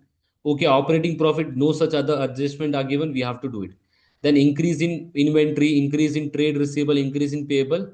Then purchase of PP. Okay, sir, this time they have given purchase of PP. If purchase of PP is given, what should we calculate? Same everyone? Depreciation. Depreciation, yes. See now, let us, okay, update the draft extracts. They are saying update it. Then, during the year ended, Hedge disposed of a 25% shareholding in one of its subsidiary. Oh, for 8 million. They have disposed of for how much, sir? 8 million. So they are getting this cash? Yes, sir. They are forgetting something. They are forgetting something. That is cash. We have to consider that. It will control is lost. The disposal has been correctly reflected in the draft consolidated statement used to prepare CFL. Okay, the balance sheet accounting is done properly. A 70% holding in O had been acquired several years ago. Okay, we had purchased 70% a long back, but today we are selling 25. Control is lost, sir. So we have to treat this as an associate later on. Yes, sir. Then O has acquired several years ago when NCA was measured using the proportionate method. Okay, NCA was proportionate. None of the goodwill of 3.5 arising on acquisition has been impaired. No impairment of goodwill. After the disposal, the investment in O is classified as an associate at the disposal date at a fair value of 15. So how much is the fair value? 15, sir. Why will I calculate associate ledger account to know the dividend received? After the disposal date, O reported profit of 1.1. So after the disposal, full 1.1 is for O reported a profit of 1.1 into the percentage we have to apply. How much will belong to associate? In the separate books, the carrying amount of O in the consolidated statement of financial position at 31st December 2000 X8 was 15.2. The closing balance is also given. At the date of disposal, the carrying amount are all this. Yes, sir. So cash, how much we are forgetting, Cassie? 3,100. So 8,000 I'm getting, but on one side I'm forgetting 3,100. So what is the net figure? We have to do that, sir. The statement of cash flow figures for the inventory, trade receivable, trade payable, and property, plant, and equipment have been calculated based on the movement in the balances. Okay. How did they calculate this? See, they have taken the closing balance, they have taken the opening, they have done the difference here. But can I say in the closing, is the subsidiaries value included better? Nahin. In the previous year, opening it is included, closing it is not included. Will this become like with like comparison? Not possible. Then the group excluding O acquired PP in the year and cash. This was correctly reflected in the cash flow. It is correctly recorded. There were no disposal. Okay, no disposal. At the start of the year, PP equipment in the consolidated statement financial position was 186 and closing. So the opening and closing of PP is given. Yes. Now, chalo, let us see the adjustments. Yes, sir. This is that. Now, see, whenever I dispose of a company, I have to calculate the gain or loss. Yes, sir. Because that gain or loss adjustment I have to done. Because they mentioned that this disposal has been properly accounted. If disposal has been properly accounted, they have recorded the gain or loss. So, see now, what is the cash proceed? 800,000. Fair value of the right return is how much? The 20 for this remaining 15 million. Yes, sir. Net asset at disposal. What is the net asset at the disposal date? See, 26,000. Yes, sir. At disposal date. So, goodwill at disposal date is 3.5 because impairment was not there. Sir, NCI at disposal date. What was the NCI at disposal date, everyone? Have they given NCI? They have not given NCA. So, how will I calculate NCA? NCA is not on fair value proportionate. So, I will take this into 30% NCA. That is 7,800. So, I get the total year. I record this value. So we get profit on disposal of 1,300. Now this profit has been recorded. So what will I do? I will say less gain on disposal of 1,300. So when we dispose of the company, these are the adjustments which you have to do. So on one side, cash also we are forgetting. What is the cash we are getting? 8,000 minus 3,100, 4,900. Yes, sir. Then, sir, this done. Then PP adjustment was that, sir, depreciation. See, opening balance was 186, closing was 191. Sir, addition was how much during the year? They have purchased here 45, 300. Then we have disposed of a subsidiary. If you have disposed, how much is the PP that is going out? 20,500. So the difference will come towards, difference will be your depreciation. Depreciation, I will add it back here. Add depreciation is simple. See, 18,000. Then, sir, associate. Sir, associate opening balance was 15. Closing balance, they have mentioned how much it is. 15,200. Yes, sir. Share of associate profit was how much, sir? 11.1. 1.1 into 45. That is this value. So the difference is coming on this side. It is dividend received. So dividend received I will show in investing activity. Dividend received from associate company. Yes, sir. Yes, sir. This all done. Now coming to the working of working capital. Working capital adjustment. Now what is the trick I mentioned to you? You will not make any mistake. This is the value which they have given, better. Yes or no? This is the value which they have given. But we have to correct it. So how much is the value here? See now 3,900 etc. Have they included? No, sir. I mentioned what? Take notional numbers. See here. Take notional numbers. Everyone.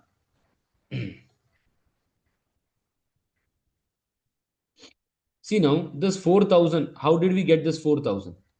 Can I say how did I get this 4,320? Sir, there is an increase in inventory. When will there be an increase in inventory? When my opening balance is less, closing balance is more. So I've considered that only. See here. Let me eliminate these figures. Yes, sir. Okay. What are the difference here? Okay. So see here, everyone. So 10,000 and this value I've taken. Then only I'll get what? 4,320. Now this 2,000x7, 2,000x8. Is this 2,000x8 including the disposal figures? No, sir. We have to include it. If I include it, how much is that? If I include, what is the value here? 3,900. 3,900. How much should be the increase? My increase in inventory should be 8,220. But what they have done? 4,320. So I will increase it by adding a minus sign. Same thing for trade receivable. See, trade receivable was how much? 4,400, sir. So I will take it plus 4,400. Yes, sir. So how much is my increase? 12,000, but they have recorded 8,110. So I will take it. Same way for trade receivable. It was 5,340. But what should we do here? We got 5,340, but we should include this closing balance here. 5,900. I will include here 5,900. So the increase, your payable is increasing by this much. So I will increase here. My payable should come to 11,000.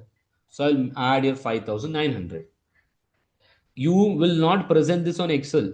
Do the calculation below and then erase it. But directly show the adjustment, it's enough. No issues in that.